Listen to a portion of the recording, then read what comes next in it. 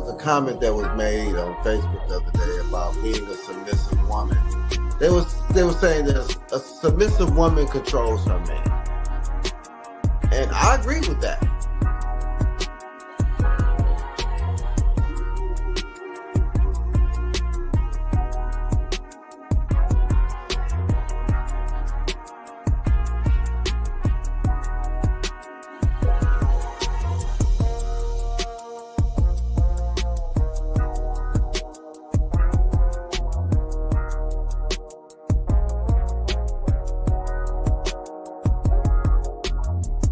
I think until we begin to talk in honesty and transparency and stop pandering to both sides, especially to the sisters, because there is so much entitlement, and because men have been quiet for so long, and it's been the men that has been quiet were the type of men that y'all really need to be listening to. The men that doing the most talking ain't the ones, they don't have nothing to say anyway.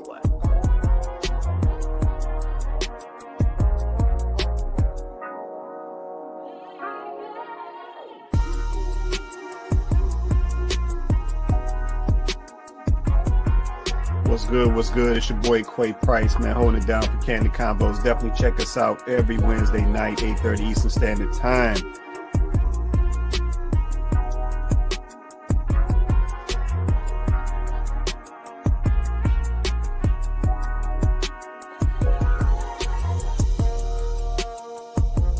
People today, they lazy. Ain't nobody trying to put in no work. If stuff start getting a little rough in the relationship or in the marriage, ain't nobody trying to fix nothing. Like, I mean, that's how people's mindsets are today. Yeah, but that's how I know that folks don't truly understand what marriage was about, because they tap out way too easy. Yeah, you see people fight harder for a job, like they can't go get another one of them in 2 weeks.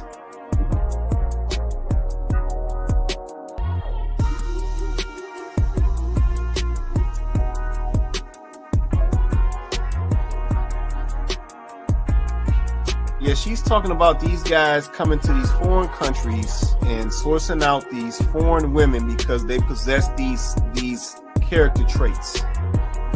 Yep, they're more cooperative when it comes to a man, or they're more cooperative when it comes to a marriage and a relationship. They're more, nurturing forward when it comes to a relationship. They're more I don't even want to use the word soft, but I'll use the word soft. They're softer when it comes to, these relationships and interactions with men and so forth. And like I said, we definitely got to be honest. We see a difference, right? We see a difference. And I think, Chloe and Tay made some good points earlier. A lot of this stuff is based around money over here in the West.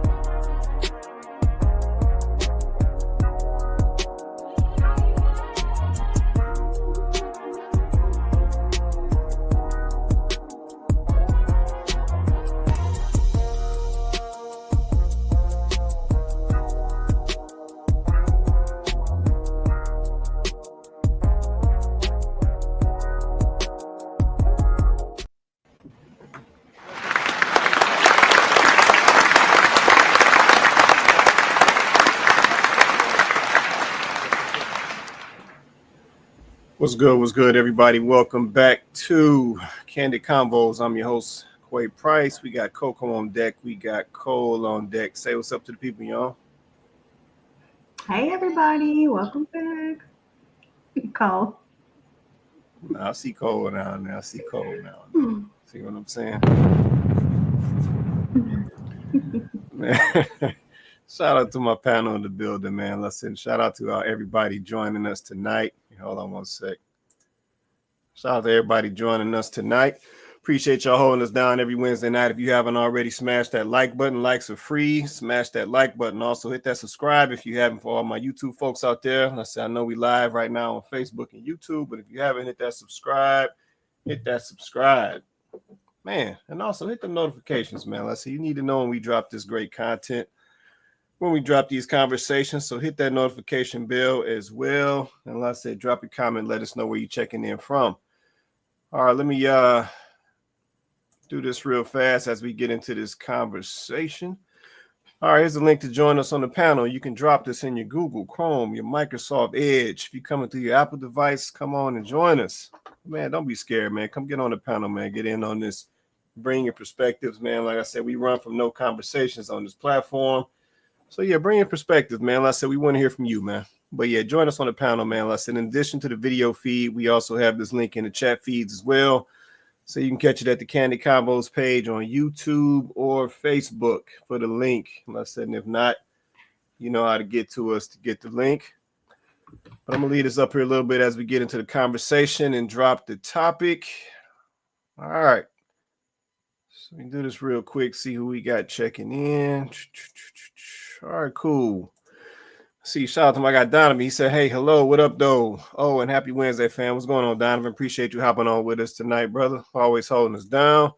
Shout out to the real one in the building. He said, evening. What's going on, the Reverend? Appreciate you hopping on with us as well. Shout out to Kenyatta in the building. She said, happy Wednesday. Appreciate you hopping on with us this Wednesday, sis, holding us down. Shout out to my guy Vince. He said, family love. What's going on with you, Vince? Appreciate you hopping on tonight, brother.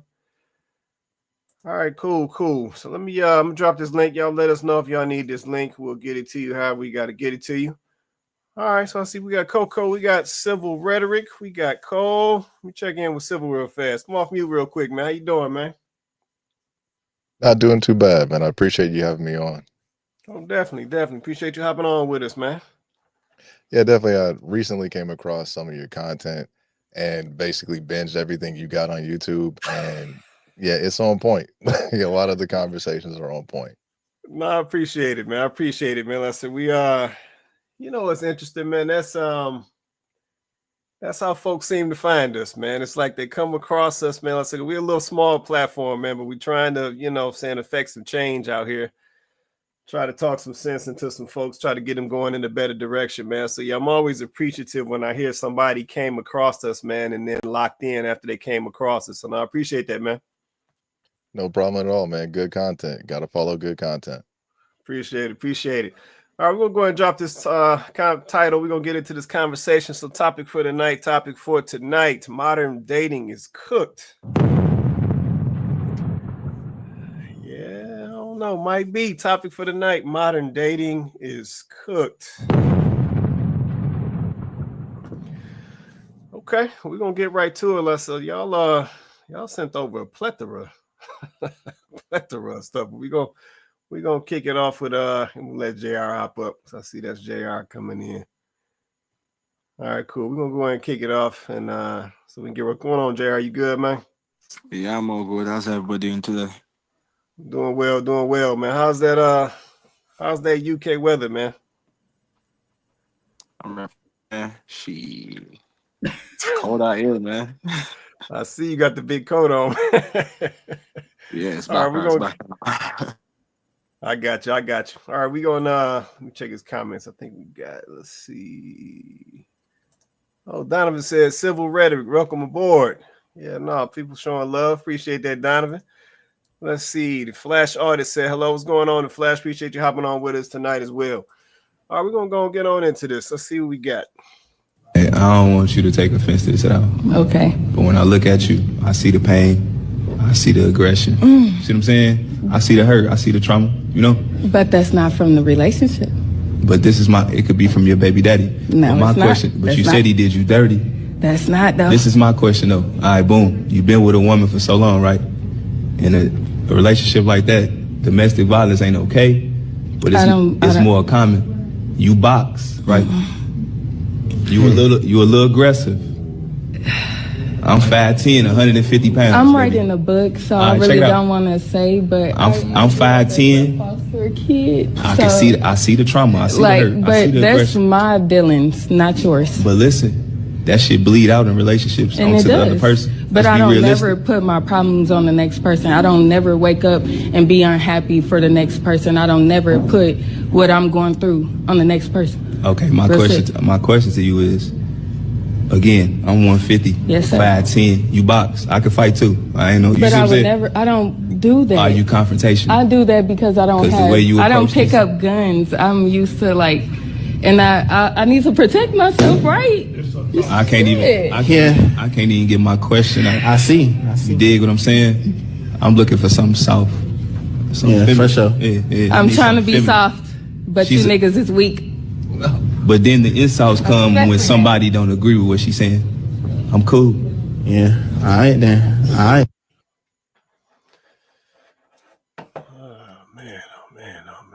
Man. All right, topic for tonight. Modern dating is cooked. Okay, that's video number 1. I said everybody drop a comment. Let me know what y'all say down in the comments. Y'all just saw it. Let me know what y'all saw in that video. So yeah, well, hold on. That was quick, man. Donovan be on it, man. See, Donovan said the wall is up. The trauma is front and center. Over talking. Let's see, not willing. I think that's not willing to listen for understanding. Okay, appreciate that comment right there, Donovan. That's a good observation, man. That's a good observation. Okay, cool. So I'm coming to the panel. Coco, Civil, JR, Cole. Y'all want to say anything on this one? What y'all think? Oh, Coco, I see you off first. I'm gonna let Civil have this one first. I'm gonna let him have it. Civil, what you say, man? Well, I guess there's 2 ways to look at it. Unfortunately, I kind of agree with what she's saying in terms of referring to a lot of modern men as weak. Even participating in allowing someone to speak to you in that way, it's just something I wouldn't necessarily engage in. But then again, I've been married for the last 15 years, so makes it a little bit easier. But from what I've noticed, especially with like my involvement within the community, the ability to kind of establish yourself as a man and then to command the respect that you've actually earned and gained, it's not really in reciprocation now when it comes to the dating market. It's this idea that, you know, I'm a bad bee, I get to be this way and everybody is going to fall in line with me, versus understanding that if they want something that's top tier, there's qualifications that they need to meet on their end in order to even get into the room. Right. No, it's facts, man. I agree with that. Okay. Appreciate that comment right there. Coco, you want to say something? Go ahead. I would just back it up with, I agree with Civil. Like, I think that we don't, on these platforms, a lot of times, we don't often have objective conversation. It's usually one-sided in either direction, but it's true. Like, you can see the aggression rolling off of her. Just the fact that, like he said, she wouldn't even let him complete his question before she answered it. So how can you understand what he's actually saying, right? And unfortunately, I fought you guys. Like, I fought the men on the panel when we were talking about women not listening. And I pushed back a lot because I know that there's a subset of women who we are doing the work. We're actually doing the work to get there. This young lady said she's trying to be. She said, I'm trying to be feminine. And then right after that, she insulted him. She disrespected him. And disrespect is not a feminine quality, right? It's not. Can anybody be disrespectful? Of course. But for women, our desire is to, and our goal is to be a softer place, a nurturing place, not to go right to the jugular, not to take the low blows. And so for those of us doing the work, that's why I fight. But at the same time, this is what B-Boxer was saying on the show. Like, women are not listening. She couldn't even let the man complete his sentence, right? And it's telling, it's telling. But also, I wanted to point out the fact that it's so easy. Y'all telling yourselves, it's so easy for women to go right to disrespect.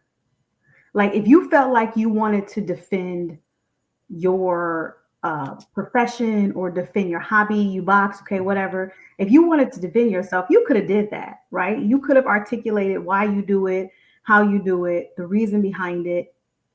You could have done that, right?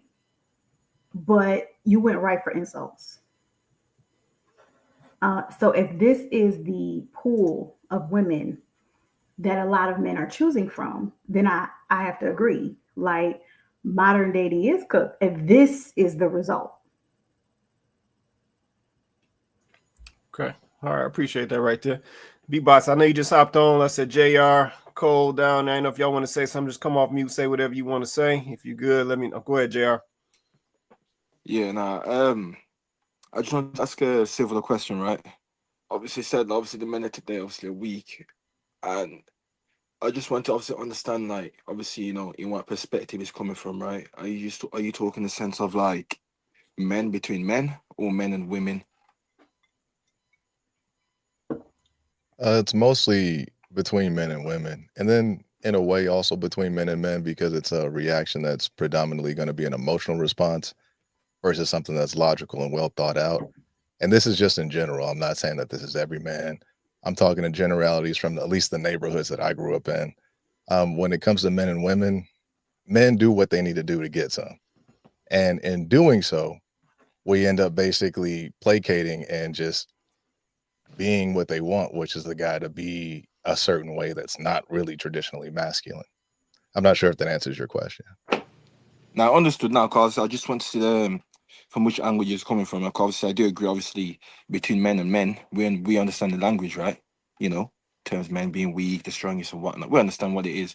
And obviously, because you're going towards, obviously, the relationship aspect between men and women, right? My thing is, the men of today don't want to fight women, right? And just even in the video, just showing that the guy just wants to have a conversation and just come to a basic understanding, right? And she's taking it to, you know, the shame and all that stuff, insulting and whatnot, right? So men are sitting there thinking, okay, if I fight back with words, it could go left, right? We know how it is. It could go left. So the only other option is to take the disrespect. So in the eyes of people, or the eyes of many, that, you know, they would deem that guy to be weak because the woman just disrespected him and he hasn't done anything about it. How do men go about that today? I would actually say that the young man in that video handled it exactly how you're supposed to, because there's not really a win there for him. If he engages with this woman and has an argument with her, everybody understands the use of force is on the man's side. So him even engaging and going down that route would be a sign of weakness versus just letting her be who she was. That's why he popped and was like, I'm done. It's just, there's no need to even interact or engage with that type of woman. And the fact that we as men allow women to have these ideas and these concepts because we, you know, basically we'll lift them up because we know that's what we got to say or got to do to get some. That's what kind of limits us and prevents us from actually achieving that true level of masculinity, especially in today's society. In my opinion, in my opinion. No, I got you. No, I'll pass on to somebody else. Okay, I appreciate that right there. See, Chris just hopped on. How you doing, brother? Hey, how you doing? I'm doing pretty good. All right, doing well, man. Do you want to say something on this, or you just checking stuff out, man? I'm new to this podcast or this show. I'm trying to fill it out at the same time. But I'll comment on that. To piggyback off what the last panelist said, I agree. You know, in terms of how that was handled. You know, masculinity isn't necessarily getting what you want or even liking what you hear. Masculinity is also knowing how to handle it, back up off of it, and respect it in such a way to where it doesn't alter your character. Right. Okay. All right. No, I appreciate that right there, man. Let me check with Beatbox. Are you good right now, man? Yeah, I'm good. I'm just glad that Coco's coming to my side a little bit. I appreciate that. Oh, come on. Not too much. I knew that was coming, man. I knew that was coming. But I'm going to add this. I'm sorry. Ahead, I'm sorry, Clay. Go ahead, I'm going to add this before I also going to share Cole's comment because she left a comment she wants us to share. I want to say like how the gentleman, how Chris and Sybil explained what masculine energy actually looks like. Because I think in these spaces, we don't get to hear enough from men what's masculine. And I think that video definitely was a good example, definitely was a good case study. It also was a good case study for women of what not to do, right? Like it is not feminine for you to argue back and forth with a man. Don't do it. Trust me, I've learned the lesson. It's not feminine at all to argue back and forth with a man. If masculinity knows when to, assess the situation and say, like Sybil said, there's no win here for me, I'm going to take a step back respectfully. As women, though, we have to know how to sometimes lean in and yield. When he was trying to articulate his feelings in that moment, that was her moment to yield and listen, right? Like following and submitting, we like to think is exclusive to relationships, but submission is not exclusive to relationships. You can submit in a conversation, right? That I personally believe that submission is feminine. I don't think it's a learned behavior in the sense of, well, I guess it can be if you were never shown it, if you were never given the example, if you were never, I guess in that sense, then unfortunately you do have to learn it. But I do believe there's a degree of submission that should be natural, that should come along with your femininity. So yeah, I think that both ways, you can look at that as an example, both ways of how to and how not to act. Cole's comment basically just echoes what we've all said, that her calling him a ninja, calling him out his name, or calling men in general out their name was completely uncalled for, and it was immature. It was a low blow, and it kind of proved his point. Right. Yeah, no, she definitely did. I'll say this, because I got a couple issues with this video. Listen, I know tonight we're talking, saying modern dating is cooked, right? And we all I can't tell who that was. Oh, okay. We have to understand that, the outcome that we see in dating is definitely going to be based off of character. It's going to be based off of personality. It's going to be based off experiences. So there's going to be pieces that's got to be in place or got to be accurate before we can get to a successful dating process, a successful courting process, right? So I like to go all the way back to the beginning. Yep, and my first question, for this particular video, especially just watching this interaction, was essentially, why was this young lady even there? Yeah, like she shouldn't even have been there. Let me just be honest.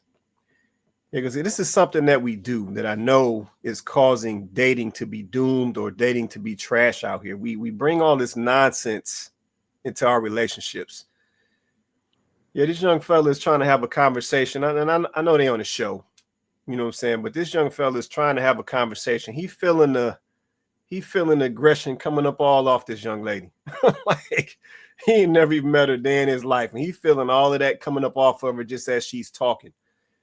And me watching the video, I'm feeling it coming all up off of her as they interacting, and I'm like, why are you even there? Yep, as a young lady, as a young man, take some time and get yourself together, get your mind right, address your traumas, address your past issues, because essentially you're going to eliminate your prospects by bringing that nonsense into the situation. Yeah, this man is just meeting you, and y'all can't even have a conversation between the two of y'all without it going off track. So he already knows how it's going to be once y'all get into a relationship. Y'all not going to be able to communicate. It's going to be communication issues all day long. We already know. So it's like, I got to go back to the beginning. You shouldn't even be on this show. Yeah, because you got stuff that you need to deal with. And then you try to play it off and say, well, I don't bring my issues to the other person. Yes, you do. It's coming up all about your skin as you talking. So we know you're going to bring your issues to the other person. So, yeah, I think at some point as adults, and I got to call anybody over, I say 20, because I don't believe somebody's an adult at 18. I know that's the law and all. Forget all that. You're not an adult at 18 years old. You just getting started. But I'm going to say anybody over 20, there's a certain way that you got to move if you want to see some successful outcomes. And I said, what I saw in that video is not the way. Yeah, take some time, get yourself together, get your stuff situated, then approach others. Yeah, you'll give yourself a better chance at something going right. So that's the first issue. The second thing that I heard, the The young lady saying that she was trying to be feminine.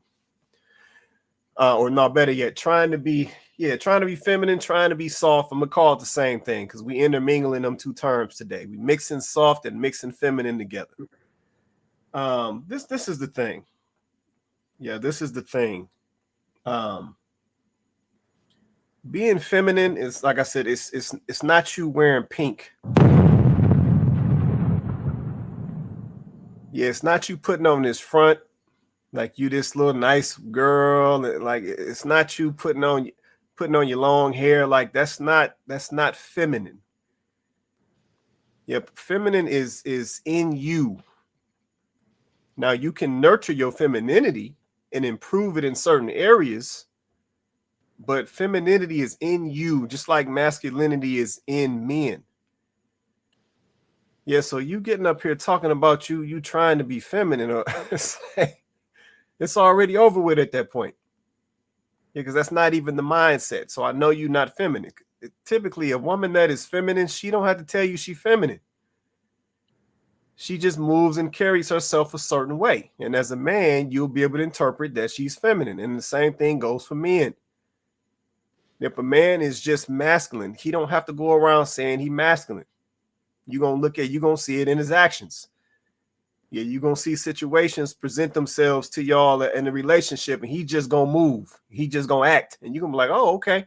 That's how you know. He don't have to say that. Yeah, so if anybody going around vocalizing that they trying to be feminine or masculine, it's like, nah, I already know there's a problem because you don't even understand what it is. Yeah, so once again, this all ties back to getting yourself together. If this was something that you did not receive when you were younger, because I know folks come from different situations. You know, we got single mother households, single parent households. You know, we got broken family situations that we came out of. So maybe you didn't see this, you didn't see it displayed. Yeah, but there's examples out here now. Yep, there's resources out here now to help you learn those things and, kind of dial it in, if you will, right? So, man, take that time, man, and go handle that before you come into these situations. I say, because this is why the dating space is kind of doomed. Yeah, because people are getting into this thing for their own selfish reasons, but they're not thinking about the person on the other side. Yeah, but then wondering why nothing is working. Well, you got to look back at yourself again. You know what I'm saying? The last thing I'll say, man, the young lady in this comment at the end about these weak ninjas. Man, let me just say this, man. Ladies, I need y'all to let this go. I need y'all to let this go. Yeah, because a man does not respond positively to you being aggressive or hard, don't make him weak. Yeah, some dudes just don't want to deal with it. Some dudes have dealt with it before and they're not going to return and do it again. But that doesn't make them weak. Yeah, but I have an issue with this weak stuff I keep hearing. Somebody always talking about somebody weak. And I said, I heard y'all points earlier. I'm not upset with that. But I see people using this word weak, and they're using it very recklessly. If everybody weak, I keep hearing weak. What's the other word I used to hear all the time? I was always hearing sassy. Those two, everybody weak, everybody sassy. And it's like, no, just because a dude don't want to deal with your nonsense don't make him weak or sassy. And just because this man is calling you out on some nonsense that you just said don't make him weak or sassy. So, man, some of this stuff, man, we gotta do away with, man, because like I said, at the end of the day, if we want this stuff to improve, man, we got to improve ourselves first. That's the only way it's going to work. Let me check these comments real fast, and we get back into this. Let's see. Donovan said, let's see, they lead with the disrespect as a defense mechanism, which is a twofold. It will either push them away or spawn an altercation, which then cosigns a narrative that all men are confrontational and abusive. Yeah. No, I appreciate this comment right here, Donovan. And listen, we know that that's not the case. You know what I'm saying? All men are not confrontational and abusive. We know what it is. Let's see. Shout out to Kenyatta. She said Kevin Samuel said it best. Some sign language, shame, insult, guilt need to be right. Yeah, no, we definitely heard that one. That's one of his key phrases back in them times. See, Kenyatta also said she was there because she has the look. Let's see. She was there because she has the look or the body. However, her attitude was horrible. Yeah, no, I feel this comment, Kenyatta. I feel this comment. You're right. See, Donovan said, let's see, she was exposed and got triggered. She thought she had it camouflaged. Yeah, she ain't do a good job, Donovan. I said it was coming all up off of her, man. Let's see, the real one said, be sure to like the stream, share with your family and friends, and subscribe. Yeah, no, definitely, man. Hit that like button if y'all haven't already. Hit that like button. Also hit that share. I said we want to get these great conversations out to as many of our people as possible. So definitely smash that share button as well. See, Donovan said, let's see, the one who points the finger always has three pointing back at them. In reality, she was the weak one. Yeah, no, I agree.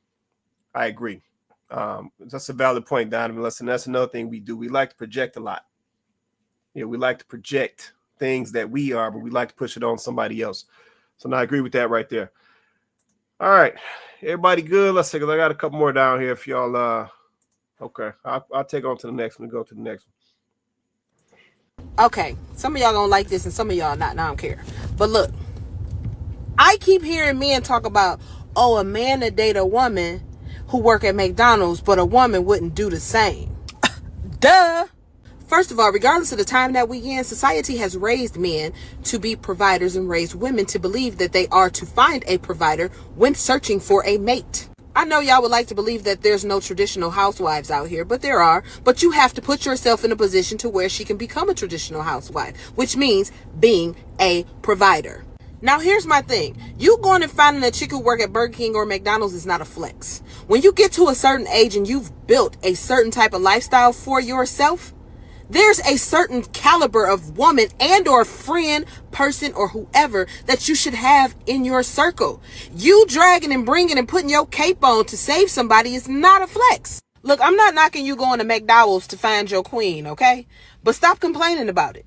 So if you don't want to feel like she's taking advantage of you and she's only around for the money, then you probably should find somebody who was able to afford the lifestyle that they created themselves already. Because truthfully, if you want somebody who appreciates what you do, especially if you do it for her kids, find somebody whose kids are already well taken care of. Find somebody who is on your level. But please stop complaining that women have standards and raise yours. What y'all think about that?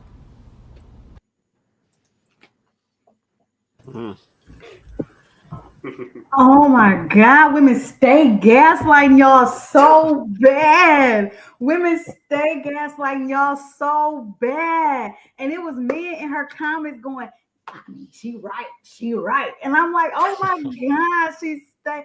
So where do I begin? First of all, what's wrong with being average? What's the problem with being average? What's wrong with being an average earning, working person? Right? Because that's what the majority of us, I can actually say majority this time because the stats back me up. That's what the majority of us are doing, right? Not majority. Well, there's a stat. I mean, I'm gonna go by the stat. I have a stat for this. They messing with you about that majority. I'll take it. But the majority, according to the stats, the majority of people average earners, what is it like? Is it up to 40K now? I think it's like $40,000 or something like that. Always between 40 for 5. Yeah, it's always in there. So the person working at McDonald's is an average earner, right? What's wrong with being average? Now we're saying that we need to raise our standards, meaning that an average earning person is low standard. It's below acceptable.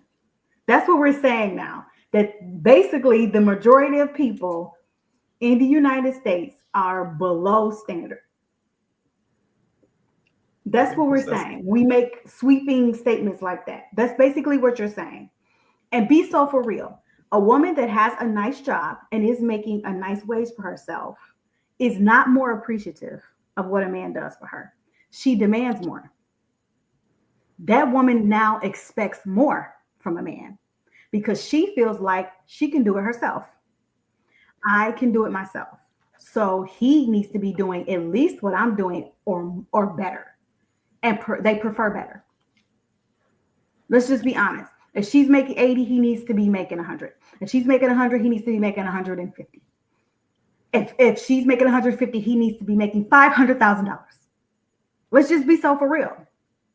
That's the standard now. That's what women mean when they say raising their standards. This is why men are running to the McDonald's girls.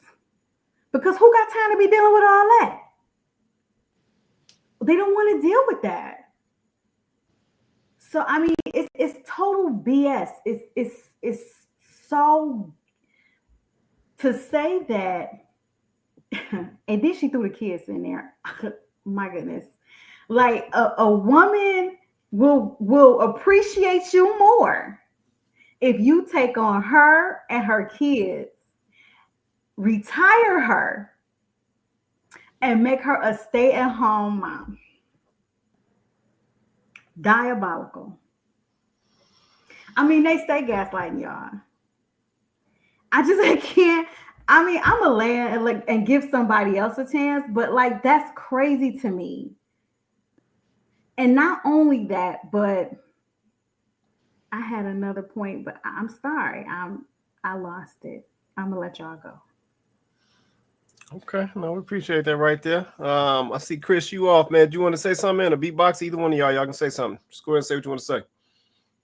I think her fundamentals, the young lady on the video, her fundamentals is kind of messed up. When it comes to getting a McDonald's girl or any type or I guess lower end, if you're talking about economics, it's not even about the economics with man. Really, it's about willing to be cohesive together. So it ain't that man won't a cheaper earning women or higher earning women. At the end of the day, we believe that we're going to carry our load regardless if you earn if you're a six-figure woman or if you're a four-figure woman, earning a couple $1,000s. At the end of the day, most men who are operating under the ideology of manhood, we just want somebody who's cohesive and we're going to work it out. We're going to grow with you. We're going to grow together.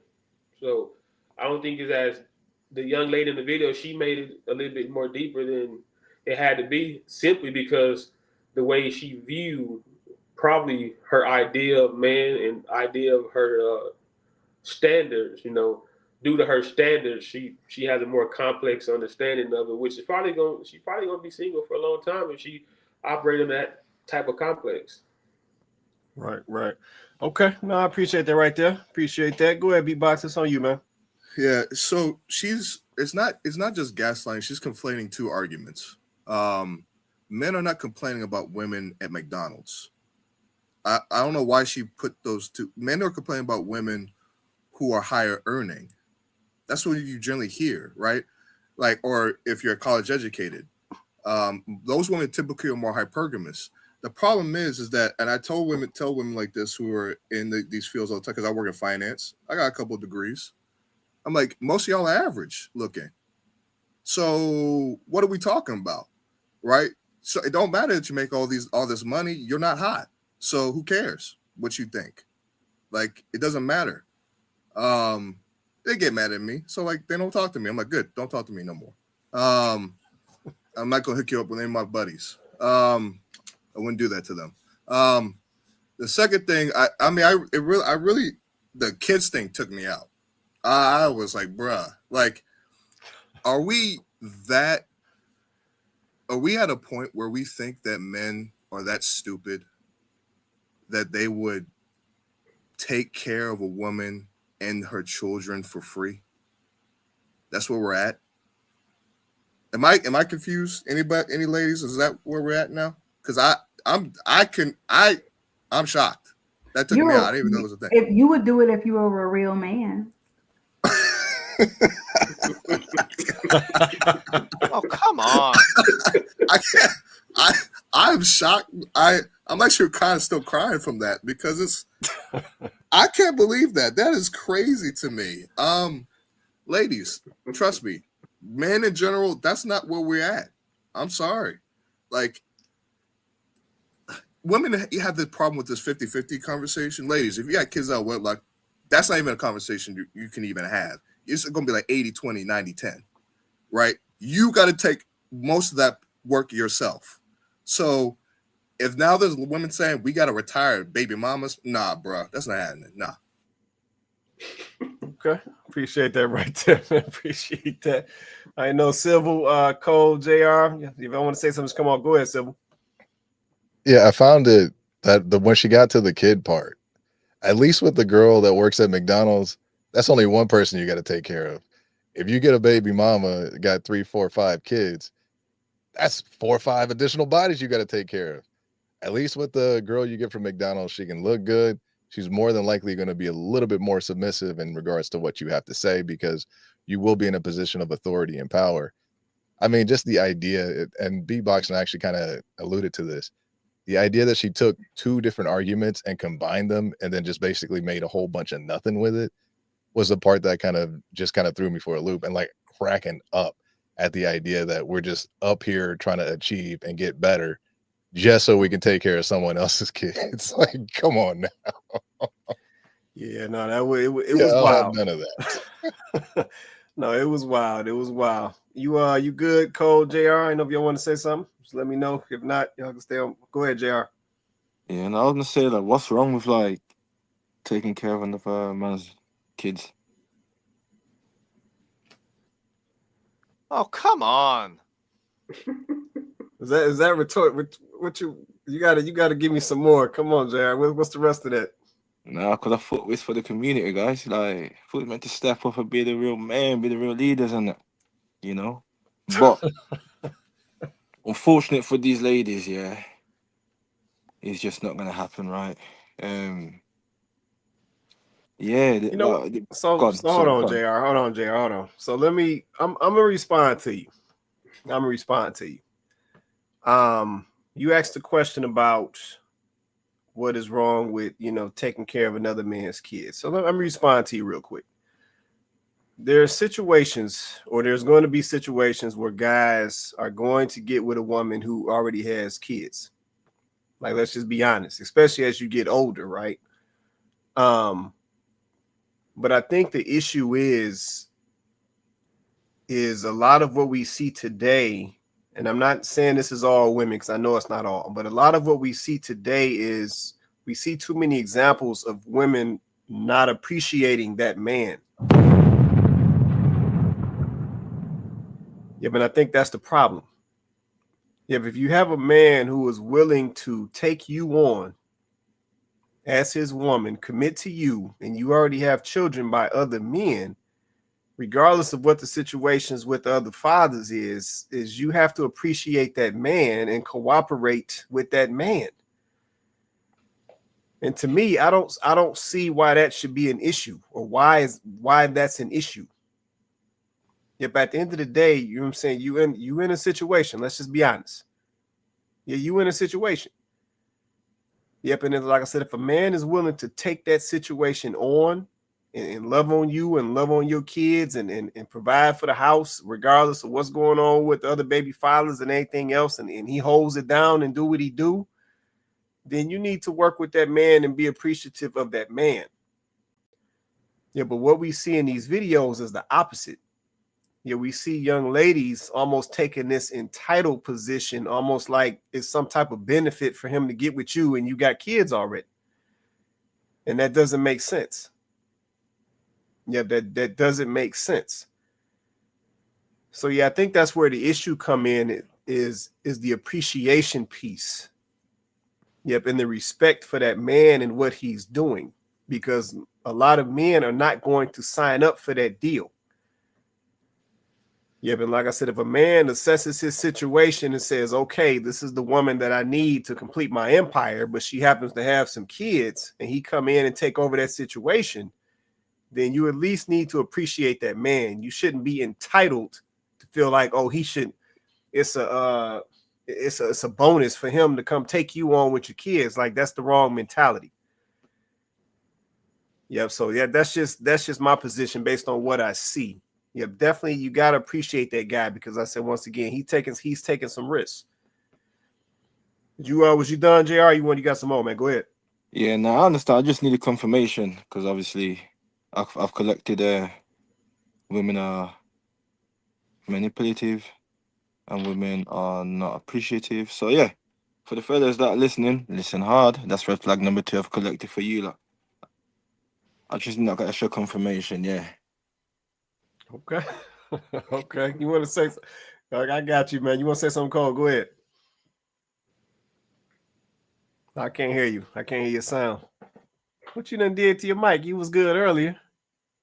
Okay, we'll give you a minute to figure it out. You might have to drop and come back. We'll give you a minute to figure it out. All right, cool. Let me get this comment. Let's see. We got a couple comments. Let's see. Say it again. Can you hear me? Yeah, I can hear you now. Okay. Go ahead. Okay, cool. I definitely like understand the risk that the guy is taking and things like that.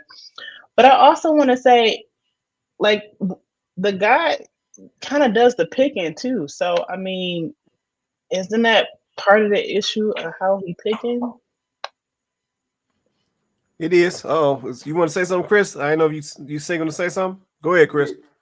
So yeah, you're right. The guys, we do the picking, but we also evaluate what we pick. So there's a perspective issue. What's happening? Being selected and being picked is two different things. We selecting to give you the interest, but you still gotta meet the reasonable perspective to make it work. I always tell people this: in order for a relationship to work, two people together, you gotta delete about 25% of you, both of you, and you gotta use that space to share like-minded aspect so you can grow with each other. If you come into the relationship already with a set way of thinking, set mindset, set idea, then there's no way it's gonna work no matter what you pick. That's real. Okay, I like that. That's real right there. You good, Cole? Is that enough? What you doing? You gonna let him slide, Cole? You give me the fifth degree. You gonna let him slide? What? Hold on. I'm not allowed to agree. Wait. Goodness, you're terrible. No, I'm just making sure you good. You want to say anything else? Or you good right now, Cole? I'm good right now.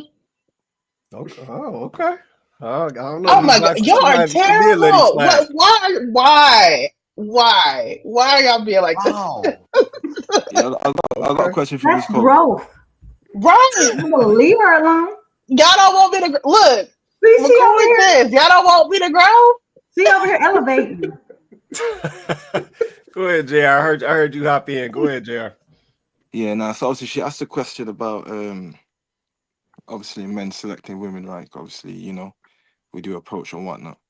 So it seems to be an issue in terms of men picking the right women or whatever it is, right? So let's just say, Miss Cole, right? Men are picking women, the wrong women from the start, right?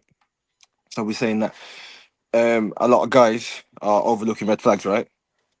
That's what we're basically saying. Okay, so a lot of guys are overlooking red flags. So that means that would be obviously on the guys to obviously avoid those type of women. Now, my other question is, those type of women that we are trying to avoid, Miss Coco, do they lean on a majority 51 or 49? Oh, come on. Well, I'm not sure because I don't have a stat for that, but I would say this. Because y'all tried to get me last time, but I'm just gonna say this: that even if I give y'all that and it falls in the 49%, right? You're still talking about millions of women in that 49%. So I'll give you that. Okay. Let's say it is the 49%. You're still talking about millions of women there, like millions, because y'all didn't exclude and say exclusively Black women. You said women. So that's millions of women. So are we now just saying throw all however many millions of women, throw them away? We don't want all of those women as options, right? We don't want an opportunity with all of those women. So, okay, I mean, if that's what you guys want to say, I mean, I still don't get it though, because the odds look good for you guys.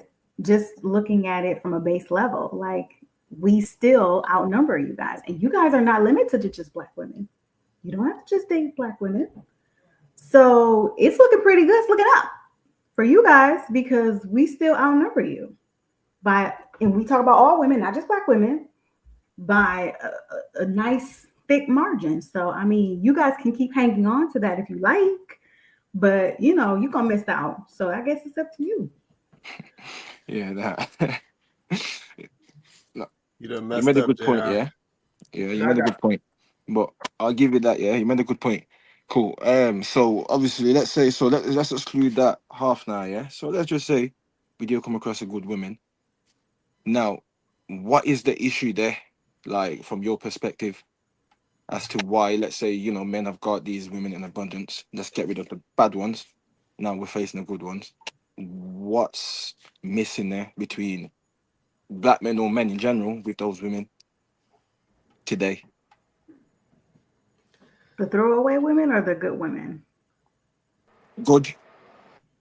What's the issue? You know what? Honestly, I think that we're still struggling with kind of what Chris said. I think that a lot of us are struggling. I think it's a few things. I think one is we're struggling with unreal expectations, and we talked about that in the last show. I think that's one of the things. I think that, like Chris said, people are bringing all of themselves into these situations. They don't understand compromise. They don't understand that being in a successful relationship is going to take some sacrifice. They don't understand that you can't bring all of your independence because when you get into a relationship, you have to be interdependent. And I think that those things are missing. I think people really believe that they could kind of just pick their entire life up and drop it into the relationship and that nothing has to change and that they get to keep doing everything that they're doing. And this person is just going to conform. And I think the other person thinks the same. And I think that that's causing a problem. Do I think that's the only issue? No, because I'm sure there's nuances from person to person. We talked about single parent homes. We talked about single, men growing up without male mentorship, women growing up in homes where mom was competing with them. So they don't even really know how to be a whole person. We're dealing with a lot of that. And all of that we bring into the relationship. It's kind of like what the guy was saying in the first video. When he was saying, I can see all that trauma all over you. I don't know if it's from a past relationship. I don't know where it came from, but you bringing it here on the show. And I think this is what people do. I think this is how people show up every day in life. And I think that's hurting our chances of having successful relationships. Right. Yeah, no, I would agree with that. Let me get this comment, then I'm going to get back to this. Let's see. Kenyatta said, I think women who are higher earners are jealous of women who work at McDonald's. This is why that type of woman is always bringing up the McDonald's workers. Oh, can we please have a moment of silence for that? Oh, yeah. No, this is I've never understood. Why do y'all love? That's why she said it's not a flex. Y'all are so intimidated. Y'all are so intimidated by the women that y'all call, and this is for the ladies. You guys are so intimidated by the women that y'all call plain. The women that y'all say, I'm a pretty girl. She's so plain. And you're wondering why all the plain girls are married or are in long-term relationships.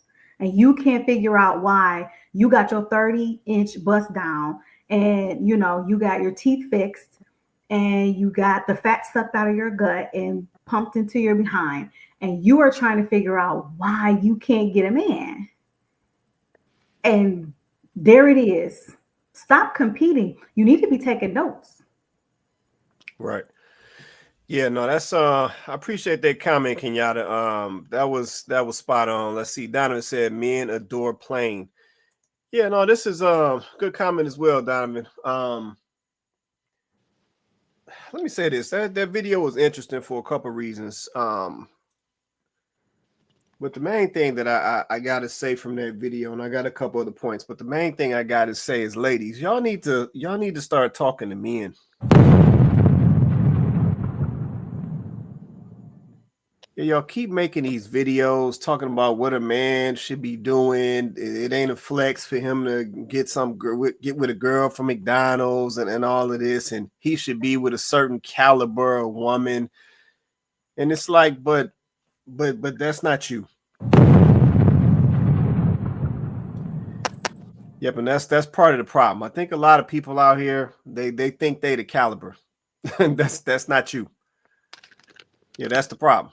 Yeah, you never took the time to talk to a man to understand what type of caliber woman he was looking for to match his situation. Yeah, but that's where y'all go wrong with this stuff. Talking about this caliber and what he need to be getting with and all of this, and you need to get you a woman that's going this and that, and it's just like, no, he gonna make that decision. Yeah, because he's the one who's got to select. Like JR said, I'm gonna mute you for a quick sec. Chris, you got a little noise coming through. I think you're adjusting something over there. I'll mute you for a sec. You can come off me when you get back. But yeah, he's looking to select what he needs for his situation. Yeah, but I think Chris made this point earlier. He's looking for a woman that's cohesive. He's looking for cooperation. Yeah, this is why he's bypassing the high earning woman. Because this is the thing. Let me add this context real quick for clarity. It's not that men have a problem with women who earn a lot of money, but they have a problem with a woman who earns a lot of money that comes with that attitude. Yeah, sometimes there's this attitude and this arrogance that can come from certain young ladies who have achieved certain things in their careers, and that comes out in their interaction with men, and that's what men don't like. If I've never known a man who's like, hey, I don't want to get with this lady because she making 200,000. I ain't never heard that. Because for most men, he gonna be like, okay, cool. So while I'm over here paying these bills, she could be taking her 200 and dropping it in this real estate, dropping it in these stocks, dropping. So I ain't never heard a man, and I got some years on this earth. I ain't never heard a man say that he did not want a woman or had a problem with a woman who was making substantial money. I ain't never heard that. Yeah, but what I have heard is that attitude that sometimes that comes with the status and the money. Yep, and for the young ladies who know how to balance that, who know how to generate their money, but also stay in their feminine frame, also be polite and nice and treat their man right, them women, they don't have no issue getting men. Yeah, but it's that other thing that dudes don't like. So this is why, to the young lady in the video, this is why a man will get with the young lady who works at McDonald's, who works at Walmart, you know what I'm saying, who work at the Dollar Tree, the Dollar General. Like, he will get with her because she nice. If she cute, she got a good attitude. She talking about, you know what I'm saying, she got classes at nighttime, so she over here trying to do a little something. You like, oh yeah, I can work with you. Yeah, you just need a little foundation. I can work with you. Yeah, she may want to have some kids, and he like, yeah, I want to have some kids. I mean, it's done at that point. It's a wrap. So yeah, this is why a dude will do that. And I said, it's not about no flex. Yep, a man selecting a woman for a reason, because he's attracted to her, because he sees a future with this young lady. He sees himself having a family with this young lady and taking care of her. It ain't about no flex. It's about him looking at his situation in his life and saying that this is the missing piece that I need to plug into this little spot right here. And then we're going to be on and popping. Yeah, but it's not about no flex. Yeah, so when I see, you know what I'm saying, some ladies make these types of videos, and then what does she say? He got to put his cape on. He got to put his cape on getting with this woman at McDonald's. And it's like, what are you talking about? Nigga, see, this is the thing. I think this is another thing we got to consider. You know, so I know we talking modern dating is cooked, but this is another thing that we got to consider. Listen, this is why I say that men and women we gotta talk more. Because I'm learning that a lot of ladies today, not all, but a lot of ladies today, they really don't understand how men think at all. Like they don't. Yeah, they just don't understand. And it's like the whole time, the young lady in the video probably thinks that she's high caliber and she thinks the McDonald's woman is low caliber. And the whole time, the men is like, oh, girl right there with the fries, she high caliber. She just don't know it yet. Yeah, let me link up with her, and I'm gonna show you. And before you know it, that little McDonald's, she'd be a whole superstar. But it's like ladies don't understand how men think, so they make all these assumptions. They make these statements, and it's like they really don't understand what that guy is looking for, what that guy is looking at, what he's seeing. It's almost like there's this underlying competition between the women. It's like they compete with each other. So they want to try to downplay the woman who they think shouldn't be getting them, or they try to downplay the woman who does get the attention, but they don't think she should be getting the attention. Like, it's some weird stuff. I need some lady to explain it to me. I don't know what that mess is. Go ahead, Coco. It's insecurity. And I think that they believe they can intimidate the women who they perceive to be lower than them. I think it might potentially be an intimidation tactic.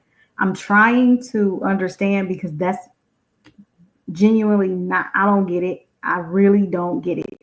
So I'm trying to understand myself. And the only thing I can come up with is this woman makes you feel some type of way about yourself, because you are looking at her.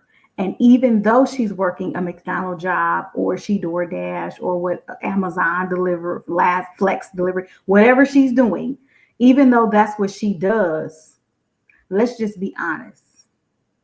She, you know what I'm saying? She winning. She carrying herself well. She out here, you know, she's getting attention. Like whatever it is, she's winning. You perceive that she is getting something that you are unable to get, or you have to work hard. That's another thing. You feel like you're working so hard and you're almost low-key kind of resentful of that. But here she comes with her Amazon flex job, and men are all in her DMs, or, you know, they always approaching, and it makes you feel some type of way about yourself, because in your mind, you have inflated your value based off your perception of yourself, right? But it's funny to me, I've never seen a woman beg more than a woman who claims she is a high earner. I have never seen a woman beg like a high earning woman. High earning women are on this platform and every other platform that they can get their hands on every day, talking about a man need to pay for their hair, their nails, need to send them money for lunch, you know, take them on an adventure date. I mean, you name it. They stay on these platforms begging, but then will turn around and tell you how they got acres and how, you know, they own a home and how all of that. But then we'll say that the woman that's Amazon Flex,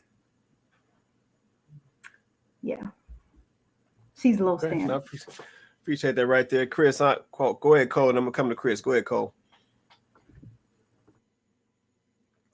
I lost your audio again. What you keep doing your audio? Is it your earbuds? Maybe. Oh, okay. Can y'all hear me now? Yeah, go ahead. Yeah, I was trying to select the option that had more volume, because like the volume drops when I just switch it to my earphones, but whatever. Oh, I got you. I think it's an aspect of mean girl syndrome. Like, I don't understand why it is a thing, but it is a thing. And then the question I had, because I do have a little bit of a theory, to the guys on the panel, can y'all explain what this high earning female is? Like what does she look like? What are some characteristics of her? You want us to get straight to it? What's Yeah, definitely? what do you mean by that, Cole? You mean you mean the look, the look, the attitude, What are some general? I almost feel like Chris. Hold on, I think Chris, you want to say something on this, man?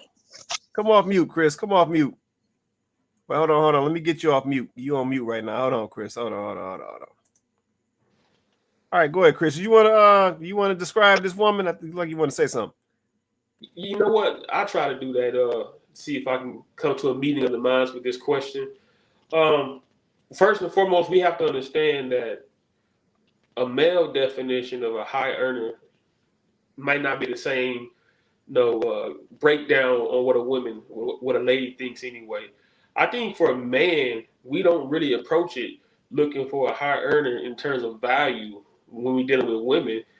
And our whole focus is attitude and mindset.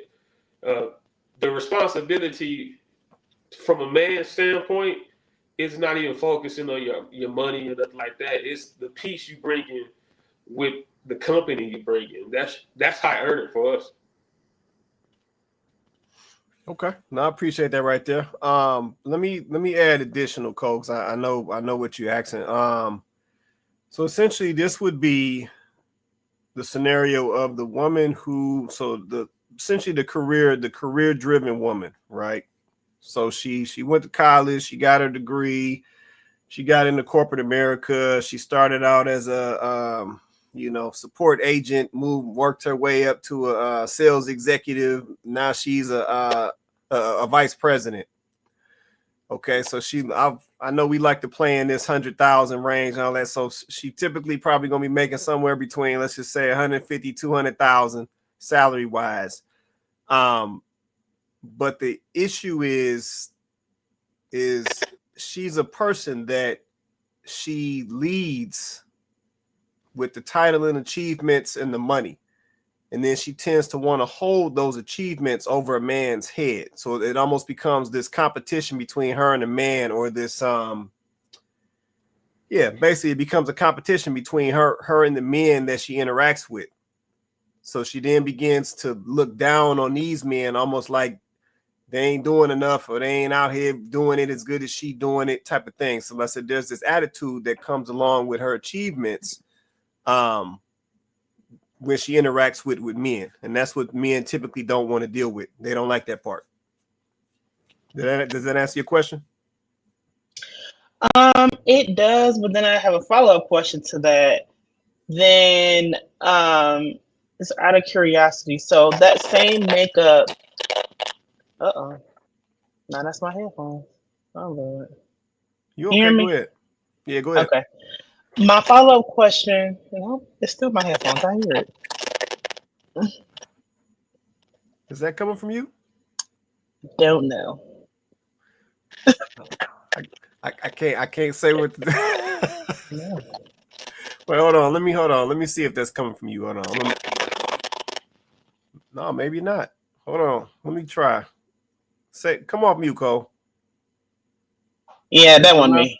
Yeah. Okay, so it was almost like some feedback off of Chris's side. So I'll just so Chris, you had it was some type of feedback.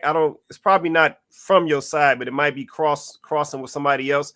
So just stay on mute while you're not talking. Then when you want to say something, just come off mute, and then that'll correct it all. Because you can control the mute on your side, can't you, Chris? Okay. Yes. So I'm understanding this high earning woman that has been identified. My follow-up question is, take that same makeup towards a guy, do you think the response is still the same? So this is the thing. I don't know if that makeup would be the same, because that's not typically how a guy would move. You see, a guy, once he starts achieving a certain amount of money in his career, he's not typically trying to hold that over a female's head. Yeah, that's not typically how that goes. Now, will you have a ego competition between fellas? Yeah, that's possible. Yeah, but fella could be getting some money and he see another cat, you know what I'm saying, around him that's getting some money. It might be a little ego bump, you know what I'm saying? Because, you know, fellas can be competitive like that. But when it comes to a woman, a guy is typically not holding his money over a woman's head. So he's not going to be coming to her like, yeah, I'm making 200. You know what I'm saying? Why you only making 90? Like, you need to step your game up. He's not going to do that. So that's what I'm saying. Like, that dynamic doesn't typically take place because at the end of the day, you know, guys take on a provider position.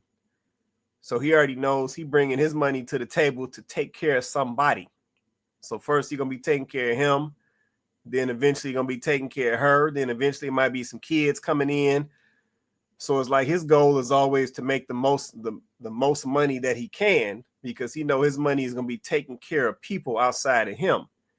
And then at the same time, you know what I'm saying, if he's a decent thinking guy, then he also going to be thinking about investments and growing money and coming up with other streams if he can, or other hustles if he can, and so forth. So the mentality is different. So yeah, I don't think that would be the situation for a guy to a female, because I said we don't typically do that. So you don't think a female would have a similar mindset with her money? Like, yeah. Uh-oh, it's about to go down. Go ahead, Sybil. Well, I'm just asking. We answer. And trust me, I'm not trying to come for you or anything like that. It's like an exchange rate. You know, if I have pesos and I come to America and I try to buy things with pesos, I need to convert that into dollars because that's what is bought. That's what works here.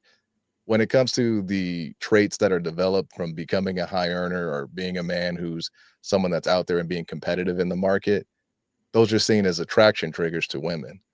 However, if a woman has those attraction triggers, that's not something that's considered attraction trigger for a man to a woman. And I think what happens a lot of the time is women get upset that those things are not attraction triggers because they've been socially conditioned to think that, oh, if I get all these degrees, if I make a whole bunch of money, then I can get the right man. And the reality is they haven't practiced on being partners. They haven't practiced on being, you know, feminine and in that kind of role. So a lot of guys that do achieve those things, they compete all day. I compete outside. I compete with myself. I don't want to also have to compete with my partner. That's supposed to be my peace. That's supposed to be my break. So I think that's kind of where it gets lost in translation, because those traits that women pick up from becoming hyper competitive are the things that are going to drive hyper competitive men away. And then they get upset and say that they're dealing with all these men who are not, you know, up to par, because the men that are attracted to money are more like women. And those women don't want those type of men. And then they end up being upset that they're getting played or cheated on or done one way or another, because the man that they attract is a man that's chasing money versus a man that is, you know, established and confident in himself. Because I've never dated a woman or not dated a woman based on how much money she makes. If she's bad, she's bad. Right. Okay. Does that do it for you, Cole? Or you got some Amen. I knew you was gonna say something. I can't. So you good with that? Did that do it for you? Oh yeah, good. Okay. All right. I'm just checking. Okay. Let me keep going. Women. So like you said, you expect these certain things, right? Let's say I do that, and then on the second date, I need to expect something. What can a guy expect? You're getting my time because obviously you're interested. We got to stop saying that. Hold on, but it's the truth. So if you're basically saying that you are so much more valuable than me as a person that I have to accommodate your time and your energy. I think if we're getting to know each other, I think I would hope that you go out with a person that's just as interesting as you are. Yeah, so that's why I'm going out on the second date. So it's not your time, it's our time. Like, I'm there on a date with you. Yes, of course, your time, the man's time is just as valuable, but I feel like if you're expecting a home and children out of me, I want you to put more value and show me you're a man by pursuing and courting and showing me that character, that part of you. Yeah, and what I'm hearing, again, I could be wrong, but what I'm hearing is showing you is about spending the money. That's it. It's not, character has nothing to do with money. Absolutely nothing. Of course not. So you can see somebody's character by being in a park with them, by whatever. Like that doesn't show anything. Yeah, like, so character and then your approach towards me. Okay. So for an example, I've been approached by wealthy men. I don't check men's pockets, but I could tell, if a man is financially stable or not, So I've been approached by those men, and just because they start showboating and are trying to pick me up by showboating, right away I'm turned off. I don't want to go on a date with you. Like, I don't care you have money or like you have this, these are your accolades. It's really about how respectfully you communicate. If you're just that man, then okay. Okay, you are pursuing me, you want to ask me out on a date, I'll go on a date with you. But I'm not going to just go on a date because, I make 6 figures, I make 7 figures, just because you are financially stable. Like, do you understand? Like, I don't know if I'm explaining this correctly.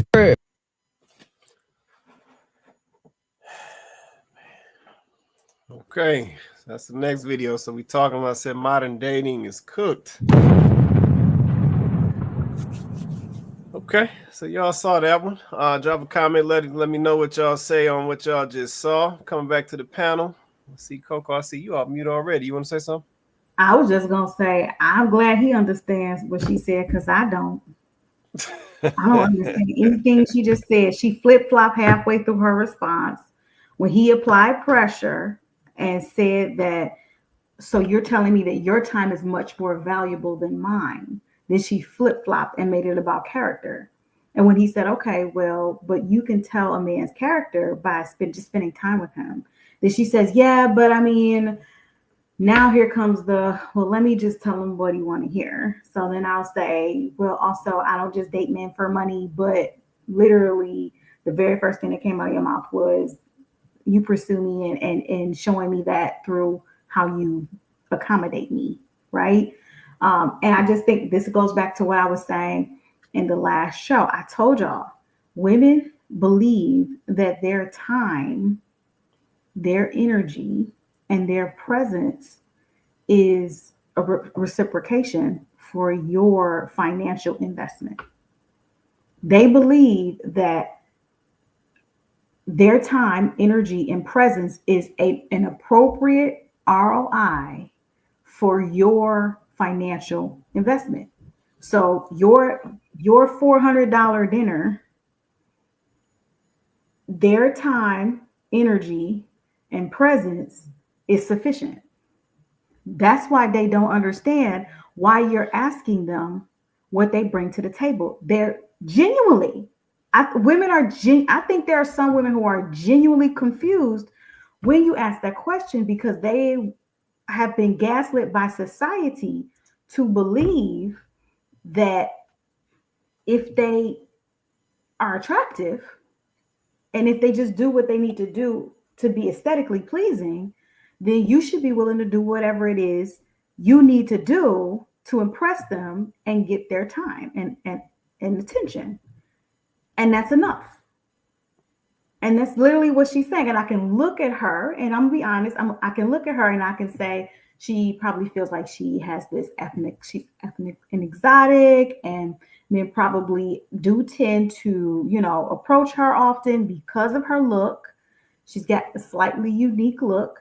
And if she's here in the US, men are probably gravitating towards that because she probably looks like she's from somewhere else, right? And the war on Western women right now.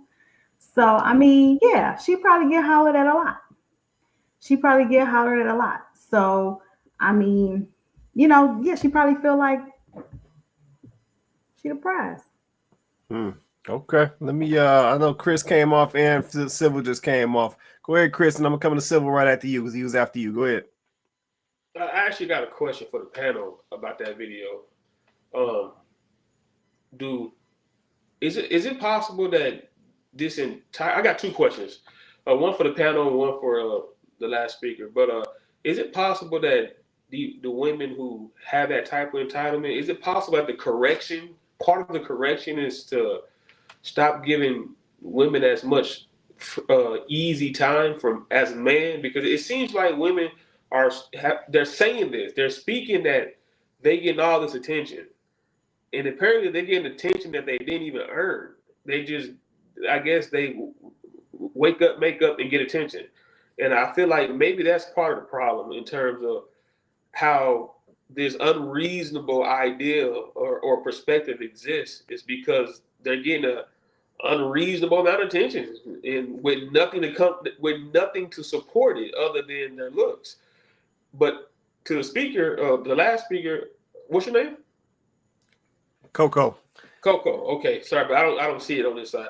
But Coco, I have a question for you also, because you made a good point about how the women, they take their beauty and then they think that the man's financial aspect goes with that in exchange.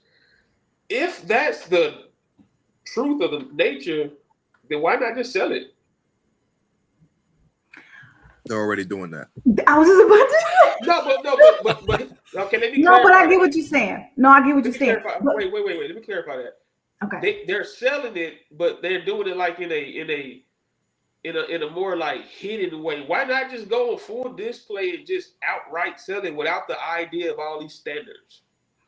You know what? I just asked Quay that. I literally just asked Quay that. Like, I literally just said, why aren't Black women, like, I don't get it. Like, there's a market for this. Like, why aren't Black women, doing the, exotic massages and the this and the that and the third? Like, why aren't they just doing this stuff and making the money? Because, like, this is literally what you guys are doing. You basically are saying, you're paying for my time.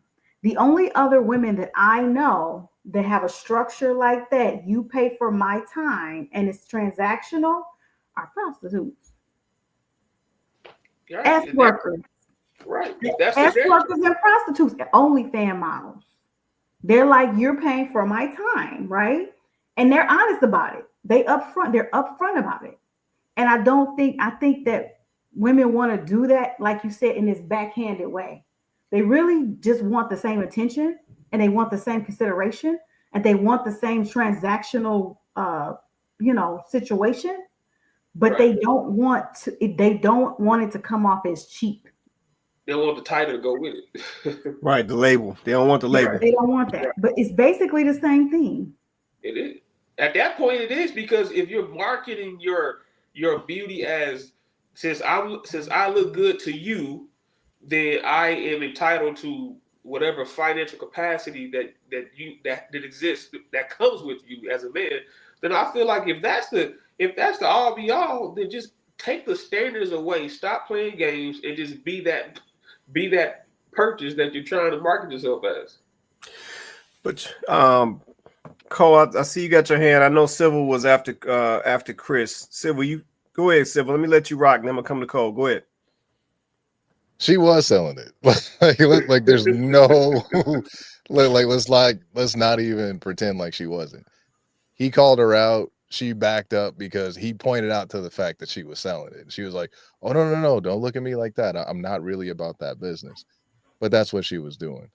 The unfortunate thing is a lot of young women are coming out there with this mentality, and as they get older and they get, burned and they learn, they then get older and get to a point to where they can ask for a respectable man.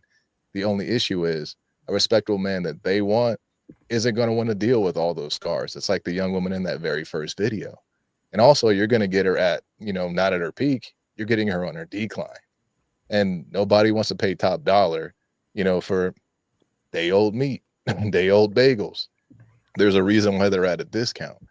The unfortunate side effect is a lot of young men are paying these women with currency if they don't have, with attention, if they don't have the money to actually go out there and purchase these women. They're just paying them with attention. So these women, they get these big egos, these inflated egos, and their grip on reality slips until they get older and they're buying their own drinks at the club. And then at that point, it's too late. Right. That's real right there. Appreciate that. Cole, you want to say something? Go ahead. So I think from the video and from this specific after discussion, that there is again, as I've said previously, a specific type of female that we're speaking of that is overshadowing the collective.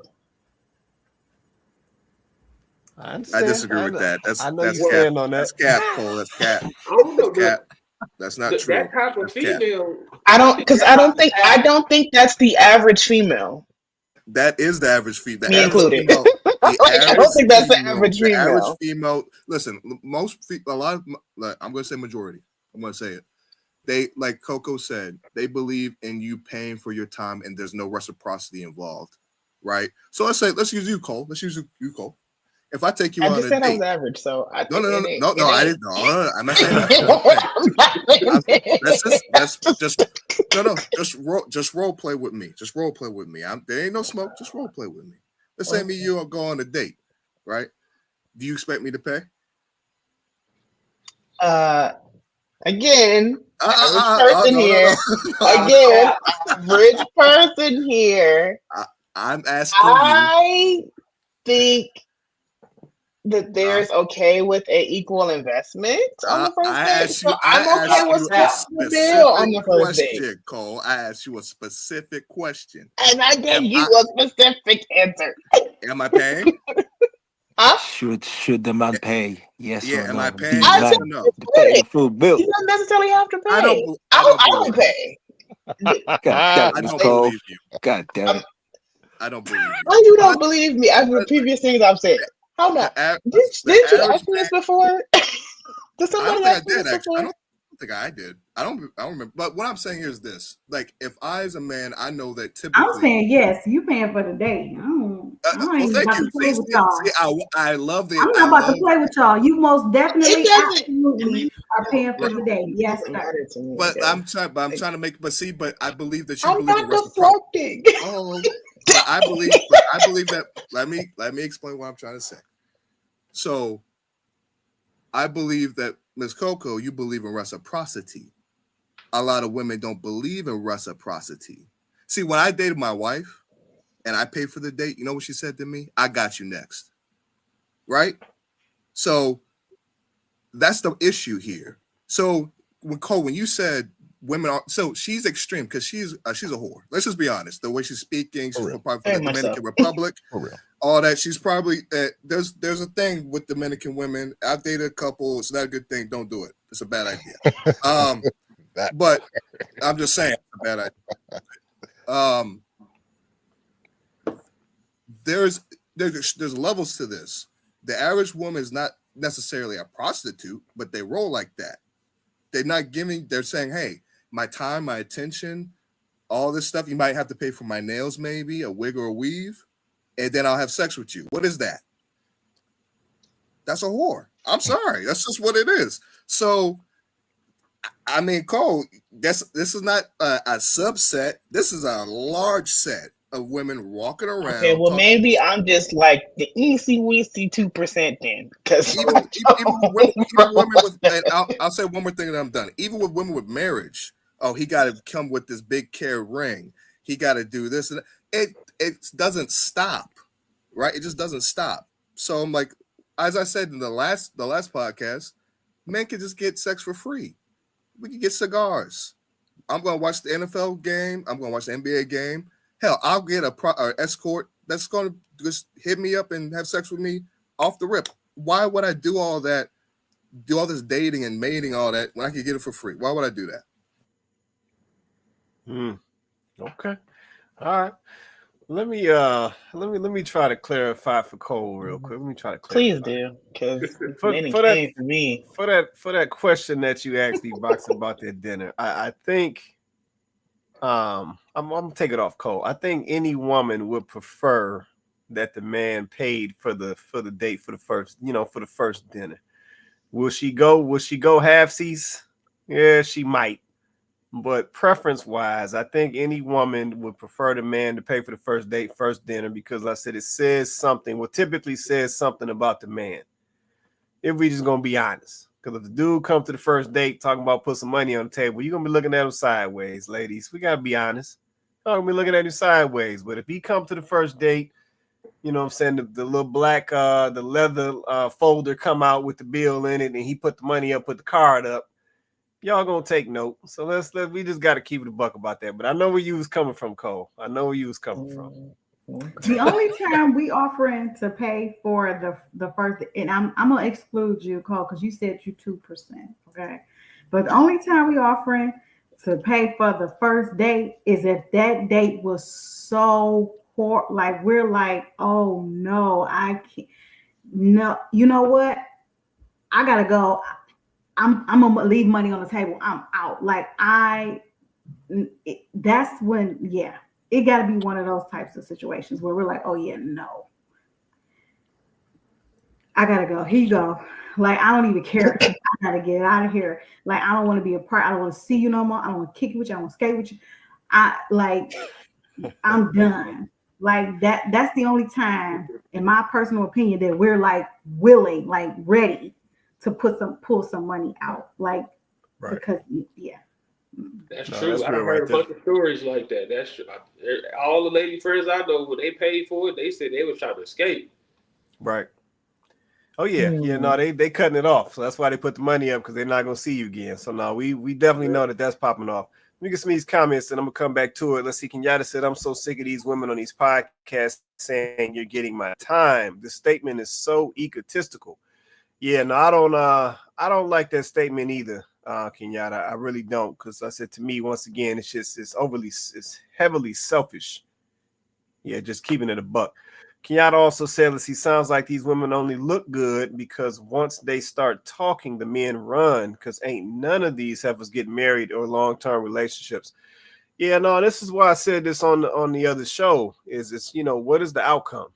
Yeah, what is the outcome that these ladies are looking for? So when they get on these panels, going back to the video, when they get on the panel, and essentially, let's just be honest, when you tell this man to his face, and you try to clean it up, but let's just keep it a buck. When you tell this man to his face that your time is more valuable than his, like what you expect to happen? You expect this man to circle back, oh, I love this girl, that's going to be my wife, or you expect him to be like, you know what, I'm good. And this is going back. I wanted to circle back because I said this was something that Chris said earlier that I wanted to touch. To the point that he made earlier, a lot of this nonsense, it is the men's fault. Okay, let me keep it real. Because a lot of this stuff, dudes, shouldn't be entertaining. Yeah, we shouldn't even be entertaining this stuff. If a young lady is essentially telling you to your face that her time is more valuable than yours as a man, especially when you're the man in the relationship and you're supposed to be bringing the foundation and the structure and the provision and the discipline and the plan and all of this stuff, and she literally telling you to your face that her time is more valuable than yours, bounce out right then and there. Yeah, we can wrap that up. She can get this one dinner up out of me. She better enjoy this Ruth Chris. Then we're going to wrap this on up. Because, see, she telling you how she views you.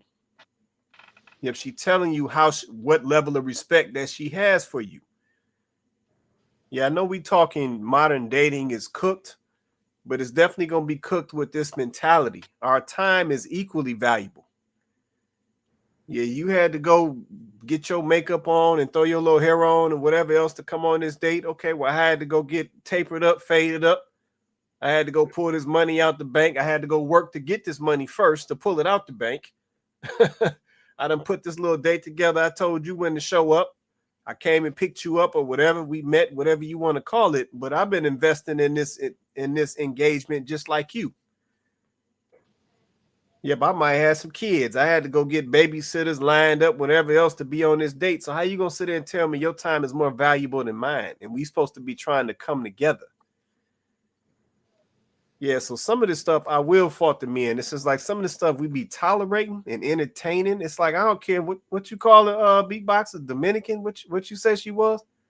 Yeah, no, so she's Dominican. Listen, men, be very careful with Dominican women. I'm just saying. I've almost been stabbed a couple of times. Be very careful. They're crazy.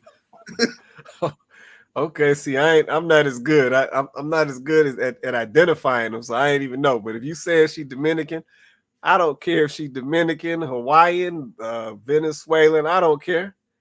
Yeah, once you show me that mentality and that mindset, then it's nothing happening at that point.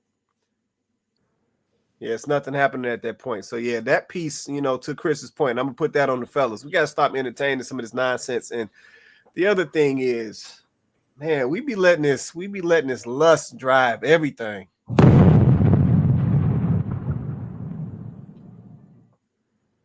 Yeah, it's like, man, we too old, man, to be falling for some of this, man. Okay, I know she thick. I know she got that little soft skin. I get it. But it's like we be letting this lust drive everything. And then we get in these situations acting like we don't know better. And then it end up blowing up in our face. And I'm like, dude, we gotta have some more discipline in these situations, man. Because I said we would avoid so much stuff, man, if we just had a little discipline, man. Just keeping it a buck. Yeah, we just had a little discipline, man. We would avoid a lot of nonsense that we go through out here as men, just keeping it real. So, man, I'm going to be quiet on that note, man. Go ahead, Coco. Can I just bring up one comment? Because I kind of want to get y'all's opinion on it. Okay. So, shout out to Bro in Berlin. He said this, and I got a question based off of this, right? I've seen many women pay for dates when they really want the man, right? And he asked, have we ever paid for a date because the dude was out of our league? I got a two-parter. First of all, I just want anybody on the panel, any male on the panel, to just explain to me from your male perspective what it means for a man to be out of a woman's league. Like, what does that actually look like, practically speaking? You said a man to be out of a woman's league? Yes. What? I mean, is that got it, Chris? Go ahead, man. What is it for a man to be out of a women's league? Yeah. Yeah. Well, I think most of the men that know you, the women I've already described this, by the way. So I'm gonna say this to the best of my ability. Most men that the women are looking for are already out of their league because that comes with a discipline, a mindset, and a cohesiveness. So a lot of the type of men that the majority of these women are looking for, these women are seeking above their league already. They don't even qualify for the patience, the learning, and the know-how that's required to sustain that relationship. Okay. So if you answer it that way, then I guess I now understand why he's saying that. Because from my perspective, once again, I'm a woman. So that's why I asked the men. From my perspective, I don't even understand this question, right? Because to answer the question, have I ever paid? No. Because one, I was smart enough, and I mean, I'm gonna be for real. I was smart enough to date and marry young. So I was at the peak, baby, of my, all the things. Okay. And I had a good little attitude, and you know what I'm saying? I was just a cool chick. So I already knew to lock my man down immediately. So I didn't have that issue. It wasn't about a man being out of my league, because at that point, just to be honest, you weren't going to be out of my league. You weren't going to be out of my league. So no, that never was an issue. And I think that that's the key, right? I think that, like you said, a lot of these women, though, they're approaching it, and Sybil, you mentioned it, at a point where, if I'm being honest, life has lifed. They've had all these experiences. There may be some trauma there, and now I'm ready for this man that I believe I deserve. Yeah. And like Chris said, but because you don't necessarily understand what that man is actually, that type of man that you want is actually looking for, you don't even know how to prepare to be the type of woman that man is looking for. And even if he tried to tell you, you ain't trying to hear it, you don't want to do it. So yeah, I guess in that case, maybe a woman would pay for the dates. Maybe she'd be willing to do all kinds of things, to get in that man's, face. But yeah, this doesn't have to become an issue if you, I mean, I come from the old school, y'all. I'm traditional. So I came from women that said, a woman should never You should. Can A can woman I? should. The way y'all be out here begging, if you knew how to do what you're supposed to know how to do, you would never have to beg. You would Can never I? have to ask. Can I give Like I was taught from the old school ladies. So you would never have to ask a man. You would never have to beg a man. That man is going to be wanting to do those things for you. Like you don't even have to be like this super gorgeous, like amazingly attractive woman. It's not even about that. But I think a lot of women, unfortunately, have been allowed society to dictate to them what their value is, what they should, how they should look, how they should present themselves, how they should carry themselves, prioritizing the wrong things. And I think, unfortunately, that's why now y'all are out here in, Mercedes Benz,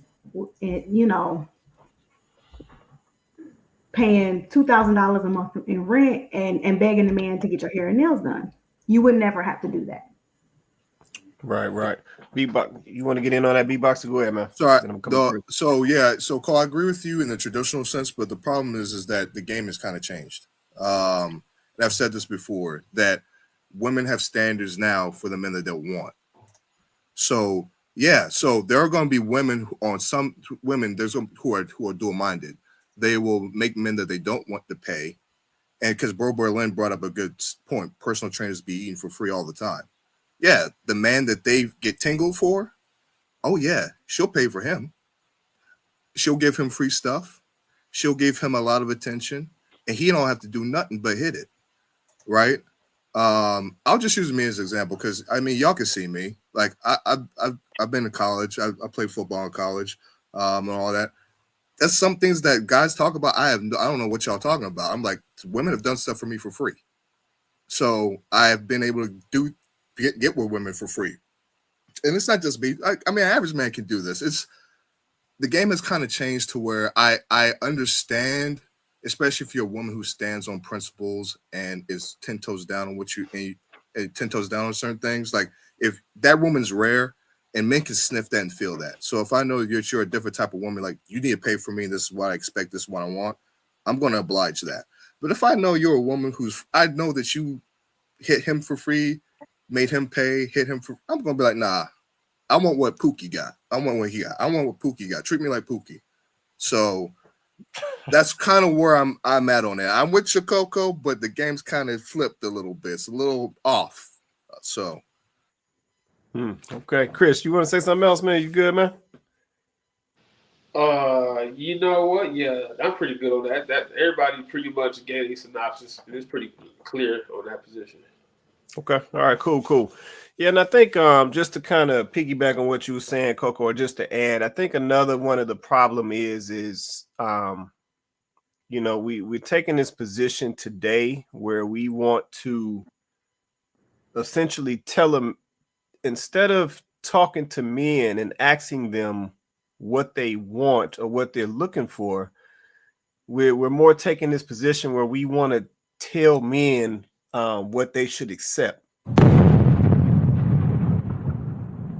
And that's not gonna work. So as the woman on the receiving side who is looking to be picked, because let's just keep it a buck. That's another thing I think that's out of whack too, because B-Box did say things have kind of changed. I think that's another thing that's out of whack. I think today's women are taking a position like they choosing men. And it's like that's not how that works. The man chooses the woman to be in a relationship. He chooses a woman to marry. You don't choose him. Now, do you reciprocate to that man? Yes, you do. But you don't ultimately choose that man to be in a relationship with. He chooses you. So that's one thing that I think we got out of whack right now. And I think this is why, folks are taking this position, trying to tell a man what he needs to accept. Yeah, you need to take me with my kids. You need to accept me as I am and all this stuff. And it's like, that's not going to work. Yeah, you have better odds actually sitting down and having a conversation with that man and asking him, what is he looking for? And then seeing, do you meet or can you meet what he's looking for? You have better odds for him selecting you. Yeah, but you getting on these videos trying to tell a man what he need to accept or who he need to be dating and all this, that's not going to get you Like if anything, a dude just gonna go the other way. That's not gonna get you what you're looking for. So I need folks keep that in mind. But man, I got one last one, and we'll get up out of here, man. This is really, I want to get y'all opinion on this one, and we're gonna get up out of here. One thing you could look at before getting with a person, marrying a person, what would it, if there was one thing you could look at before getting with a person, marrying a person, what would it be? Number one, their medicine cabinet. Number two, and when you answer it, you got to answer why. Why? Okay. Okay. Medicine cabinet. Number two, their text message and email thread. You can look at both of them. The last, say, 3 months. Number three, their credit report. Number four, their bank statement. So, Damn, I can't do but one. You can't do but one. Which one would tell you the most about the person? And then tell me why. And then I'm going to question you. That's hard. Because I want to look in your medicine cabinet. I want to know what's in your bank account. You got one. You can't be, this is my scenario. This mine. You got one. So which thing tells you the most about the person you're about to have a relationship with? This is to get in a hard. marriage. It wasn't going to be easy. I want to know what's in your medicine cabinet, but I want to know what's in your pocket too. But maybe by the way you treat me, that's hard, Kenny. I don't think one could just know one thing about a person. I can. I can. Ask the audience what they would do. Audience, what would you do? Because I want to know what's in your medicine cabinet. I want to know if your blood pressure high. I want to know if your cholesterol is high. I want to know if you got the sugar. I want to know. You got the sugar. For those of you listening to me, she's talking about diabetes. All right, so yeah, so I want to see what y'all say. Drop a comment in the comments. Let me know what y'all say. What's the one thing? So it was medicine cabinet was 1, text message / emails was 2, credit report was 3, bank statements was 4. So I'm coming to the panel, man. What's the one thing that y'all trying to see when y'all trying to get into a relationship with somebody else? I'm gonna come across the panel and see what y'all say. Chris, I see you off mute right now, man. What you picking out of them 4, man? Medicine cabinet, text messages, credit report, or bank statements? What you doing? Well, since the context was to see if you would get with that person, I believe that's what the context was for those choices. I probably had to go with the text message and thread. Okay, why you say that? Because everything else can be fixed. Your finances, it can be fixed relatively easy. The finances can be fixed relatively easy. Whatever medicine you own, hey, that's your treatment.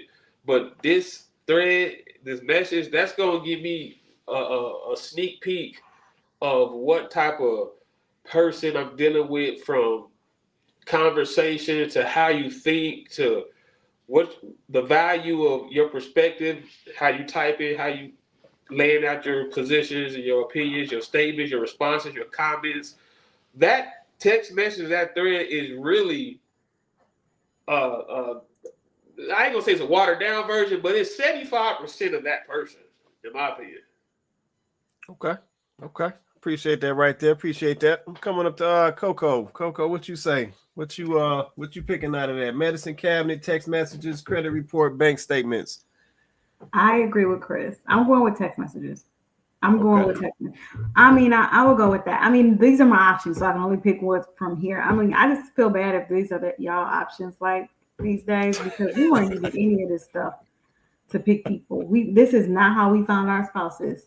This is not how we found the people. This stuff that y'all be on is some next level stuff. This is not. We did not do that. But if I have to choose, I'll say text messages, because I agree with Chris. Like, how do you communicate? Are you a good and I get it. Text messages are still text messages, but I should be able to read between the lines. There's something I should be able to see. Like, there's, you know what I'm saying? How, you respond. Do you respond to text message? Hello, do you even respond? Like, there's something that I can pull from looking at your text messages and your emails. Because first, can you write an email? Because they don't teach the same stuff these days. Do you know how to write an email with the structure of a letter? I don't know. But so I probably would be looking at that. Yeah, I agree. Because your credit report, like, what am I going to do with that? Like, I mean, I don't know. You was late on a payment like 7 years ago. I don't know. Oh, Like, come what am I on. gonna do with that? Like, what does that mean to me? Like I haven't been late before. Like, I don't know. What am I gonna do with that? Like, Coco, do you know how many times I done seen videos where women was like they was not gonna entertain this dude because his credit report was jacked up? Yeah, because he had a low credit score.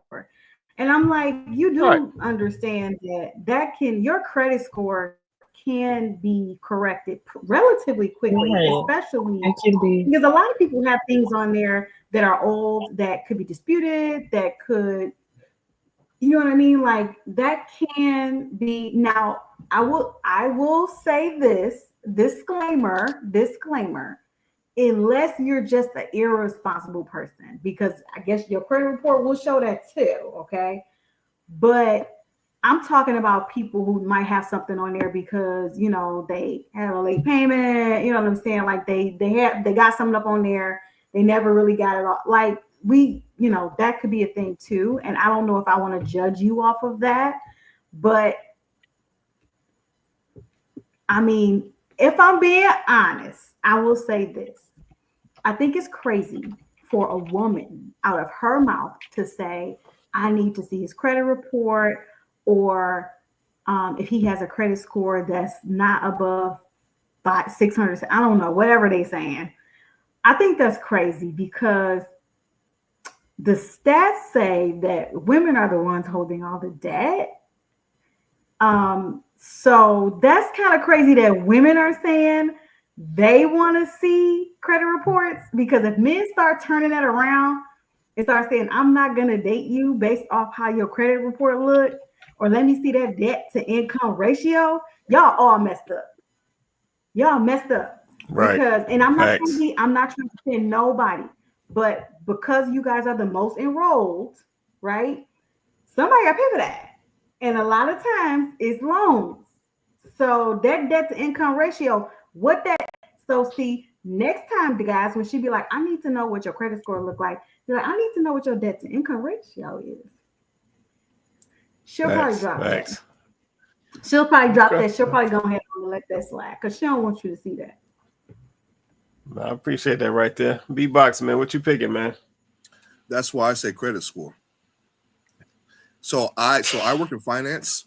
I work in like so I deal with, it's kind of hard to explain, but I deal with like taxes and insurance for like homes that get refinanced. And bruh, the stuff I see on people's credit score. Now on credit score too, you can see debt to income stuff too, right? So I can see kind of how much you're supposed to be making, what you're spending your money on, how long it's been on there, has it been charged off, what cards, like all that. So, and I'll push back a little bit on you, Mrs. Coco, because I'm not getting at you, but your credit score can really hinder how much wealth you can build, especially buying a home, right? That's just a big deal. So if you've got all this stuff going on in the background now, and a lot of it is spelling like things like medical debt and school debt, right? Even though that's a big problem too, as you mentioned. It's hard to like build with somebody when they're hampered by a lot of crap. And I will say, as men, we know that a decent amount of women hold a lot of debt. So women are walking, talking liabilities. So I'm going to ask women up front, like, hey, like, not even necessarily the credit report, but when I was talking to my wife before we got married, like, hey, what's your outlook on finances? Like, what's like your 5-year plan? Like, how do you see us moving? Like, I told her mine, like how I view things. And I grew up in a 2-parent household. My dad made a lot of money. So there's things I was kind of already on the ball with that. But I was like, hey, what's your ideas of that? So I would say for me, financial literacy and not being hampered by the American debt system is a big deal to me. And your future children, I might add. So that's just how I feel. I just think that, so I don't disagree with everything you said. It's your preference, but I still think that people can improve that though. Like your credit score isn't your credit score forever. Like you can improve because you could have made some horrible choices. Not to make excuses, but you genuinely could have made some horrible choices earlier in your youth, and now you're like, man, you could work hard to correct that. Like, you know what I'm saying? So I think that, but that stuff doesn't, just because you correct things doesn't mean that stuff automatically falls off immediately. So I just, you know what I'm saying? I guess with context, I don't read credit reports, so I don't know what that would look like. I don't know if that means that you'll be able to tell that they took care of this, like you probably can. I'm sure you can. But then does that matter? Do we then get into the nuance of, okay, well, how long did it take you? And what, you know what I'm saying? Do we then get into the nuances of, if we see something there, well, what's the circumstances with this and what's the circumstances with that? Do we then start doing that? Because I guess where does it stop? Like, where's the threshold, I guess? Be Mind if I address that? How you texting in your text message, your thread, that is your credit. That's all I need to know. There it is. Let me let Phil get in here too. Go ahead, Seth. I'm trying to see if you in the streets. Are you for the streets? Who? Oh man, go ahead, Simple. Go ahead, Simple. I have to agree with Beatbox. I definitely would want to look at the credit report over the text message and the email history, because emails and text messages, they will show you, who you're communicating with, how you communicate with them, but you're not actually seeing, you are only seeing what that person wants you to see, kind of like a first impression when you meet them.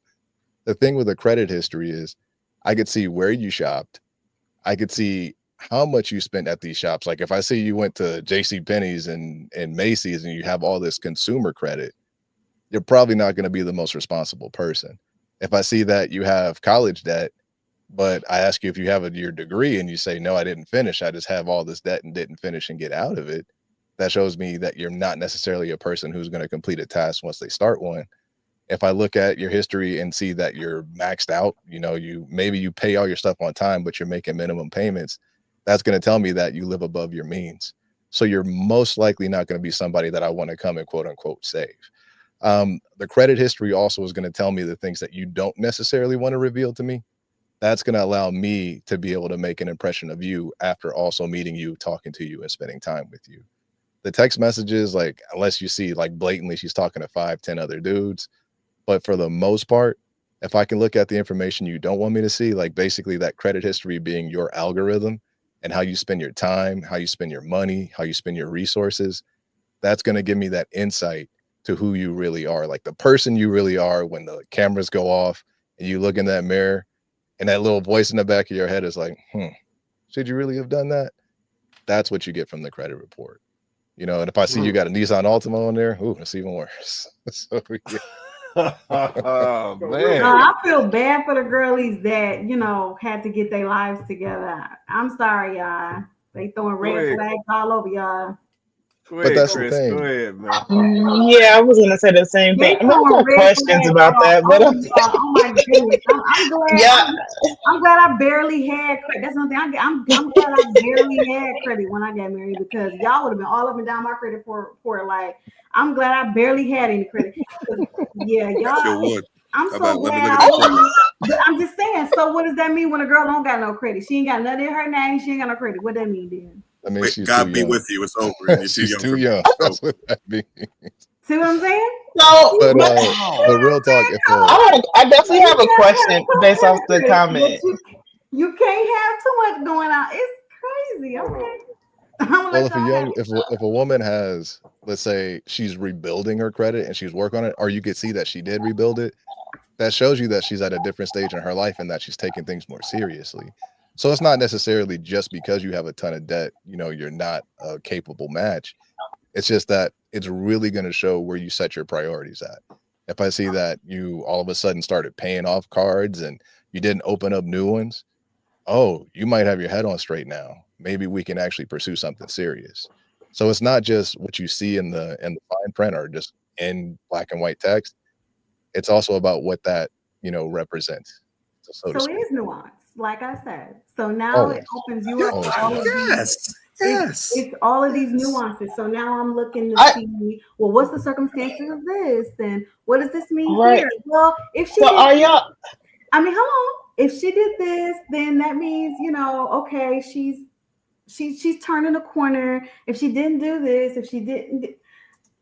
Listen, y'all have y'all preference. I'm not saying y'all wrong. You both made valid points. I'm just simply saying that here we go. And as far as the text messages are concerned, I'm going with the understanding that this person isn't going to get a chance to run in and delete stuff. Like, I'm getting access to their text messages and their emails without them going and getting the chance to clean up. That would be like somebody with, what I'm saying, even with the credit report. If they find out you're going to be checking their credit report, do they then go in and start to try to get things, expelled or to try to clean this up before you get to see it? Like, even though you'll still see that it happens, but I'm just like, is that so now? But now they can give you this colorful story about how they did this and they changed this and they did this and they did that and all these nuances. So I'm going with the idea that this is something that these are things that they don't want us to see, but we're getting the opportunity to see them, right? And I'm sticking beside my answer. Okay, Chris, I know you want to respond. Then I'm going to come to Cole. Go ahead, Chris. At all fairness to my gentleman who responded with credit report, that's equivalent to the baseline narrative of this whole podcast today in terms of that's like the females going for a dude money. So if you're flipping it to the credit report, that's the same equivalent. Nah, You're right. No. You're right, man. Yo, listen. I was Point sitting there made. thinking, listen, credit report, because listen, she got to be able to pay the bills. Yeah, you got skin in the game today in 2025.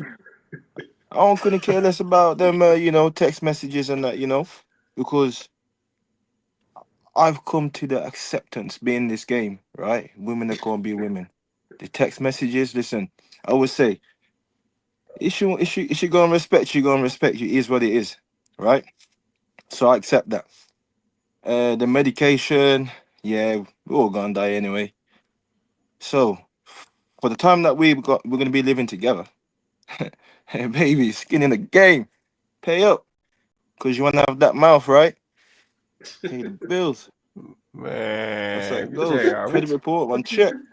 That's right. JR got going on. That's right. Man, look, let me let Cole rock. Cole's up next. Cole, what you picking, Cole? Yeah, I think I have a question or two. So based on the people that asked the question, who said that they would look at the credit report. So my question is then, are you looking at the finished product? And yes, Beatboxer, I want your opinion because you are also the person that is married. And then the follow-up question is then, are you measuring the female by the same standard that you're being measured by? Kind of going off of Chris's comment about the money. Beatboxer, go ahead, man. She coming for you, buddy. Go ahead. Yeah, so let me say what Chris said first. Push back a little bit. Even if you're a man with a provider mindset that you're paying all the bills, you need to know that your woman's not a liability. So that's really the problem, right? There's a lot of women who are just take, and then you're broke. A lot of women have a very nasty way of making one bum into two bums. So you need to make sure that you're not the bum she's making you while you're with her. That's just how I feel about that. Now to Cole's point, like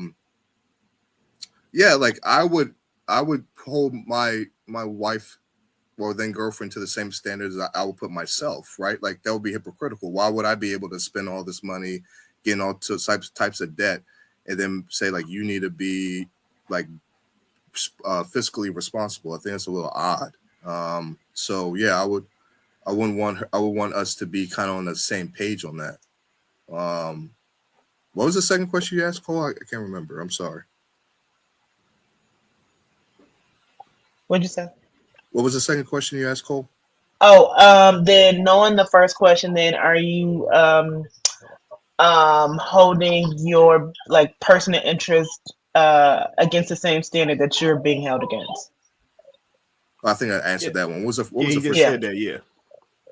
What was the first question, Cole? Then I'm sorry. Oh goodness, the first one was just was saying for the dudes who was saying the credit report. Like The thing is, oh, were you looking at basically? Are you looking for a finished product? So I'm basically saying, then, are there any like guardrails or exceptions, or yeah, like I mean, like when you're young and you don't know any better, there's grace there, obviously. Like as someone who can read credit reports and civil stated, like we could like, I guess it's kind of hard to explain this because it's kind of a little complicated when you read a credit report and all that. It's almost like a second language. It's like coding, but I can tell like what you bought, why you bought it, when you bought it, and what you're doing with it. If you're paying, how you're paying, if you're paying the minimum payments, or if you're paying more of it down. Like I can see that. I can see what's going on there, right? And if you have a conversation about it, I can give you grace, especially if you're younger. But bro, if you're like in your 30s and you got all these Affirm accounts, and for people who don't know what Affirm is, that's what people who like paying things. I can't really buy it right now, but I'm going to pay in installments, and that's why. If y'all don't know, FYI, a lot of those companies are going out of business because a lot of women aren't paying their bills. So, FYI, so I want to see that, right? So if you got all that going on in your crib, I'm like, no, I'm not talking to you off rip. If you got all that stuff going on, but if you have things like, hey, I was young, I in my 20s, I bought a Mercedes Benz. I shouldn't have done it. I didn't know, right? And you're trying to rectify that. I'll give you grace on that. I'm with it, right? Like buying a $50,000 car, that's stupid. That should be illegal in this country, in my opinion. But we can have a conversation about that, right? But if you're like, does that answer your question, Cole? Because there's so much stuff with a credit report. There's just so much going on there. I mean, I'm gonna be honest. I'm just gonna be honest. For me, I just feel like the response really doesn't take into account. I think somebody who's probably done a lot by themselves and had to work hard and had to make different choices. It just seems like, again, that there's a specific type of person that is fitting this makeup. You'll be a lot of people fit that makeup, Cole. It's unfortunate. But I think this is what Chris was saying. Like, and please correct me if I'm wrong, Chris, but I think this is what you meant when you were saying it's similar to what women do when when women are saying, well, he needs to have this type of financial situation, he needs to be in this particular type of financial situation, or I'm looking for him to be able to do this and that in particular. That it's not, I know it's not apples to apples, but it's similar to a man saying, okay, well, now I need to see her credit report because I want to see how she's spending her money and how, this is going to tell me if she's an asset or a liability, right? It's exactly the same. Yeah. But here's the thing, right? Just like we want to say that is not how you determine the value of a man. It's not how you determine it, right? Because there's so much more that a man brings to the table outside of just his finances. Not saying that finances aren't important, but there's so much more that you need that man for, right? Than just simply his finances. So then that's why I said it opens the door for now all these nuances, right? Because like Cole said, I could have made a bunch of poor choices in my youth. And now, unfortunately, yes, I'm in my 30s or my 40s and I'm cleaning those things up, right? But I made a bunch of poor choices. You can change that, but I'm not saying that that's something that happens overnight, right? Especially depending on what you did, right? It may take some time. But if I'm doing that, like, I don't know that I want to be judged off of the fact that, yeah, I did want to go to school. I wanted to go and I applied and I had to take out a loan because my parents couldn't afford to help me. And so I went to school. I took out that loan. I got halfway through and, I had to come back home because stuff was going down at the crib. And so I had to come back home. I had to leave. And so I had to default on that because I had to. So it's situations like that. I don't know. I get it. You can read the credit report and you understand it in a way that normal people, average people don't. But I agree with her in the sense of, I'm not saying you shouldn't look at this thing if you want to see it, but I do think it now opens up all of these additional questions and, you know, all of these nuances, and is this the context and the full context and character of that person? Right, but I guess if you think about it, none of these options are, to be fair. None of these options are the full context and character of a person. That's why I told y'all on the onset, I was like, this is horrible. If we got to do this to pick a person, like, this bad. Yeah, but I think, but see, I think that's the beauty of the question, right? Which is why I kept that one to the end. There's a reason why the gentleman is asking this question, because it tells a lot about people today. And it also explains, or can explain, why it's so hard for us to get successful relationships off the ground.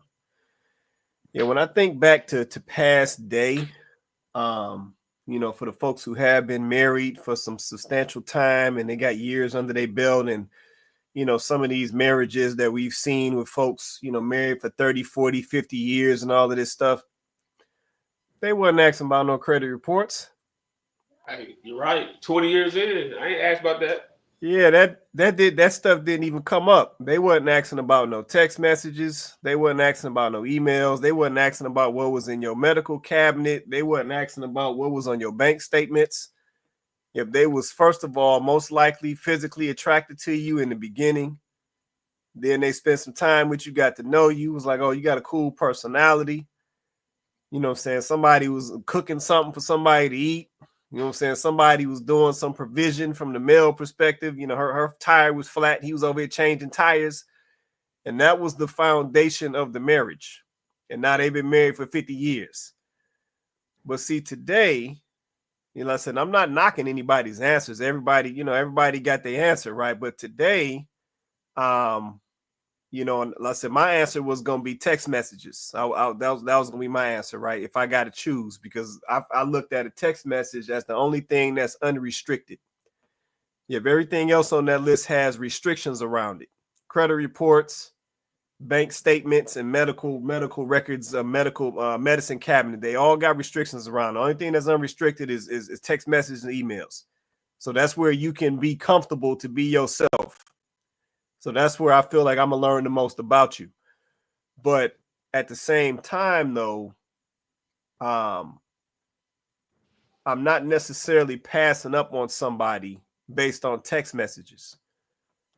Yep, or a credit report, or a bank statement, or what's in their medicine cabinet. So yeah, I think that's where the gentleman was going in the video. It's just like today, I said, I know we talking modern dating is cooked. Today, we will come up with so many reasons why we can't connect with somebody. If they credit report got marks on it, they got a 600. I can't mess with them, even though that might be your wife right there. I can't mess with her. She got a 600 on there. Yeah, we not saying like we used to. You know what? She got a 600, but let me get with her. By the time I get done with it, she gonna be at 820. Like, see, that used to be the mentality. Thanks. Yeah, you got to think about it. Like, you know, dudes was marrying females that didn't even have jobs and getting married and starting a family. And let's say they was married until somebody died. Like, this things is so different now. Yep, and we wonder why we can't get off the ground. Yep, that whole building concept that we used to have, it's gone. Yes, like nobody does that anymore. No, let me get with this. Let me get with this female right here. She might be missing a couple things, but let me get with her. I'm gonna get her there. Or the woman saying, you know what? No, he a good dude. Let me get with him and give him, you know what I'm saying, all this feminine nurturing that I'm bringing, and see if, you know what I'm saying, see if my man don't step his game up. Like, that whole mentality that we used to have, that was the foundation for these long-term relationships that we still see out here, that still exist.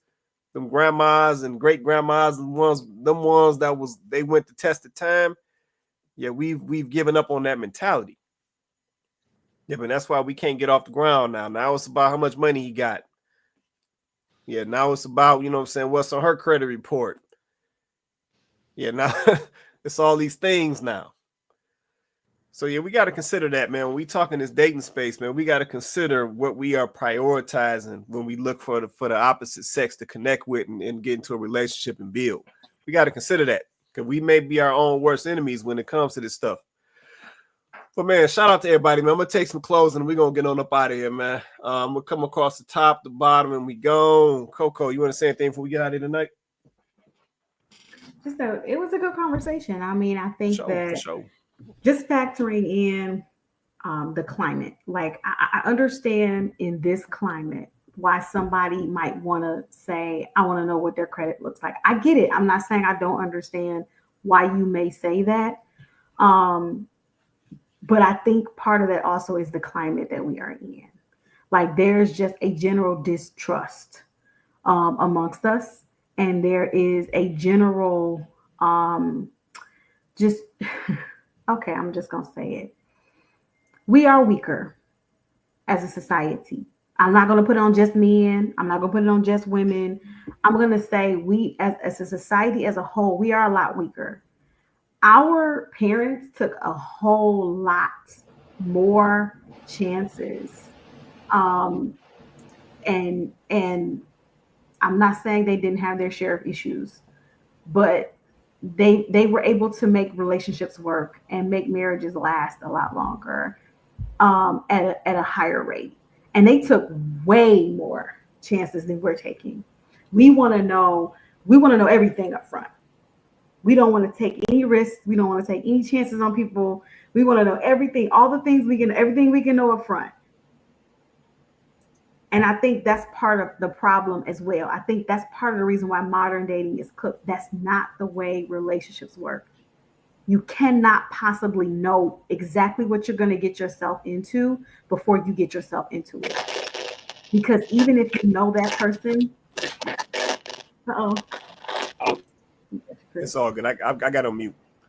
Go ahead. Because even if you know that person, when you meet that person, as you guys grow and evolve, you're going to change. He's going to change. She's going to change. There's going to be changes. That person is not going to be the same person 10 years later. They're not going to be the same person 15 years later. And if you guys are blessed to make it, they're definitely not going to be the same person 20 years later. And we're talking about things like credit reports.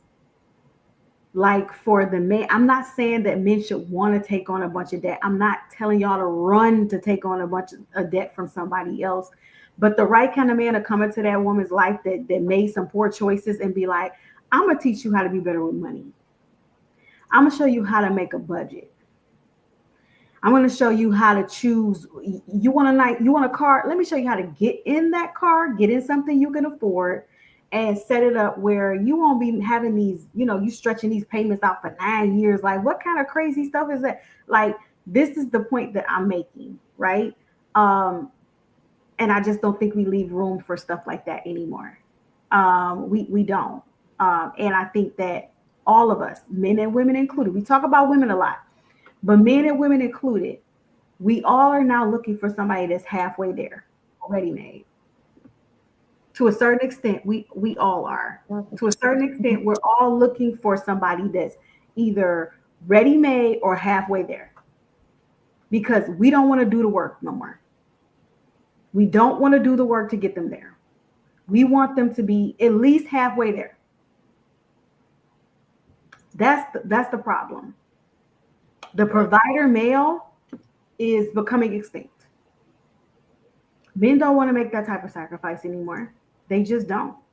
And they don't, I'm going to be honest, some men, I'm not talking about all the men and all of that. Some men will rather that woman be running around like a chicken, picking up kids from daycare, dropping them off, and doing all of the things. Not saying that women can't do that if that's their choice. Women do what you choose. I'm just simply saying, I'm making a point. They'd rather see her doing that than for them to feel like they retired a woman. Like it's something wrong with that. Especially when she your woman and them kids is yours. That's crazy work. Like them not somebody else's kids, them your kids. You made them. That's your legacy. She replicated your DNA. God forbid she don't want to run around like a chicken and she just want to focus on raising them. So do I think modern dating is cooked? Yeah. And it starts with our mindsets. If we're being honest, don't nobody want to give up anything. Nobody wants to give. So that's just the point that I'm making. So I'll land there. We got a lot of work to do, but I think being able to have conversations like this shows that we can actually make progress, and not all of us are lost. I still stand by that. Okay, appreciate that closeout right there. B-Box, it's on you, man. Go ahead. Yeah. Let me address the credit report thing because I think I have to explain just a tad. Would I actually want to go up to a chick and say, "Hey, let me see that credit report"? No. But I do think people need to be responsible with their money. And I'm not saying anybody will be a finished product because that would be stupid of me. But I do think that's an issue, especially in the Black context. I mean, we talk about we want to own property, we want to own homes, we want to own land. It starts with that. And you can't do that, especially in a marriage context, if your better half is a bum. And I say that with women too. It's the same deal. Also, Bro Berlin, God bless you. I appreciate you saying I'm a top 30% man. Thank you in the comments. I don't know if you're trolling me or not. But modern day being cooked. Yeah, like I just think that on one end, I think on the women's side that they view relationships as a zero-sum game. They don't want to take any L's. And I think men are on the other side aren't dropping their balls and not telling women what it is. So we got. I know, Mr. Price, you said that men shouldn't, like the weak thing, we shouldn't be saying that, but I kind of disagree with that. I think a lot of men are weak. I think a lot of men need to really hold the line on some things, and they're not doing that. And I think this is what is creating a lot of monsters. And I think a lot of women think like, oh yeah, I'm getting all this attention. Sometimes I'm getting money. And it works for them in their 20s, but once they hit a certain age, then they're mad. So I think men as a group, we got to be better. I really do. I think we got to like hold the line on a lot more things. I don't know if you, and I'm not going at you. I just this is how I feel personally. Because I just see too many occasions where women say, well, this guy did this for me. He paid my gas. It's like, okay, well, don't you want him to like marry you and pay for, as Coco said, retire you? Don't you want that instead? And that's the weird mindset we got. It's like I'm not thinking 5, 10, 20 years from now. I'm thinking about tomorrow. And I think in so many ways in our society now, whether that be politically, monetarily, relationships, I think that's kind of where we're at. And that's unfortunate. We're only thinking about tomorrow. We're not thinking so far in the future. And men and women. And I think it's just kind of the relationships between the interpersonal relationships that we're seeing now is kind of a symptom of a bigger problem, especially in the United States. And men we gotta be a little bit more stronger in that instance. Just that's how I feel. So. Yeah, so just to add additional, and I'm gonna come to you, Chris. Now I agree. No, there is dudes out here that are weak. So I'm definitely in agreement on that. And dudes got to definitely stand 10 toes down on some of the stuff that we let ride. So no, I definitely agree with you on that. I was speaking more of the weak being used, essentially being weaponized. Yeah, that word weak has become weaponized. You know what I'm saying? Let's say and I hear it a lot in these videos. Ladies will try some stuff on a dude. He don't fall for it. He don't go for it. Then she want to flip it around and call him weak. And it's like, no, that don't make him weak because he didn't want to go for your nonsense. So we weaponize, and that's what I should have said earlier. I don't like the weaponization of the word, because I said there's definitely some weak dudes out here, but some of this context that it get used in is not accurate. So that's really what I was saying. But I agree with you on that. All right, Chris, it's on you, man. What you want to say before we get out of here, man? In closing, the trivia question. What the trivia question revealed, it honestly revealed that no one's willing to sacrifice a part of what they already have established in terms of this is how I am, so this is what I expect it to be. That's what that trivia question revealed. And that's the problem, because now what we have here is no one's looking at the longevity of the work that should be done with each other. If you're coming to a relationship with a made up idea that the person should be made up in your likeness already 100% to your level of responsibility, accountability, and all that excellence, then at that point, it's going to be hard to find your match, because you've already set the ceiling. And the ceiling, if the person don't reach that ceiling, then there's no moving forward at that point. So that's what that trivia question shows. That trivia question shows that we are at a deadlock problem, male and female, because the basis of the whole show, really, it showed from the beginning women making their demands of what type of male they're looking for. And then it turned around, and now you see that the males are making their demands, and what they're looking for. And so it's a total crash out right now. And this crash out, it ain't doing nothing. So we gotta, like you said, we gotta get back to this foundation of the quality of when we're willing to work for each other, willing to work with each other. I wasn't a made man. My wife wasn't a made woman. I was 17 when I met her. She was 18, and that was in 2007, and we've been together since, living with each other since. She moved in with me when I was 17. She was 18. We got to know each other. We went through the struggles. No one was already made. I didn't go through her credit. She didn't go through my phone. None of that was part of the particulars, right? We just got with each other and we figured out as we went. But one thing we knew was we wanted to be with each other. That's what we knew. And when you know you want to be with that person, you're willing to work with that person. When you're not willing to work with that person, it's two things going on. One, you don't want to be with that person. Two, you don't know what you want. That's real. That's real right there. No, I appreciate that backstory, man. Listen, that's a lot of folks' stories, man. Like you said, they knew that they wanted to be together. They both came in. Nobody really had it together like that, but they figured it out. They start grinding, doing what they do, supporting each other before you know it. It's a long-term relationship. It's a marriage and stuff, stuff is rolling. So man, appreciate you telling that backstory, man. Listen, I think those are more of the stories that people today need to hear. But the other piece is, though, to your point, that I think a lot of people are running from, is that story that you just told. It involved work. Yeah, but a lot of folks don't want to do no work no more. Like you're right. That's that work you were talking about. Yep.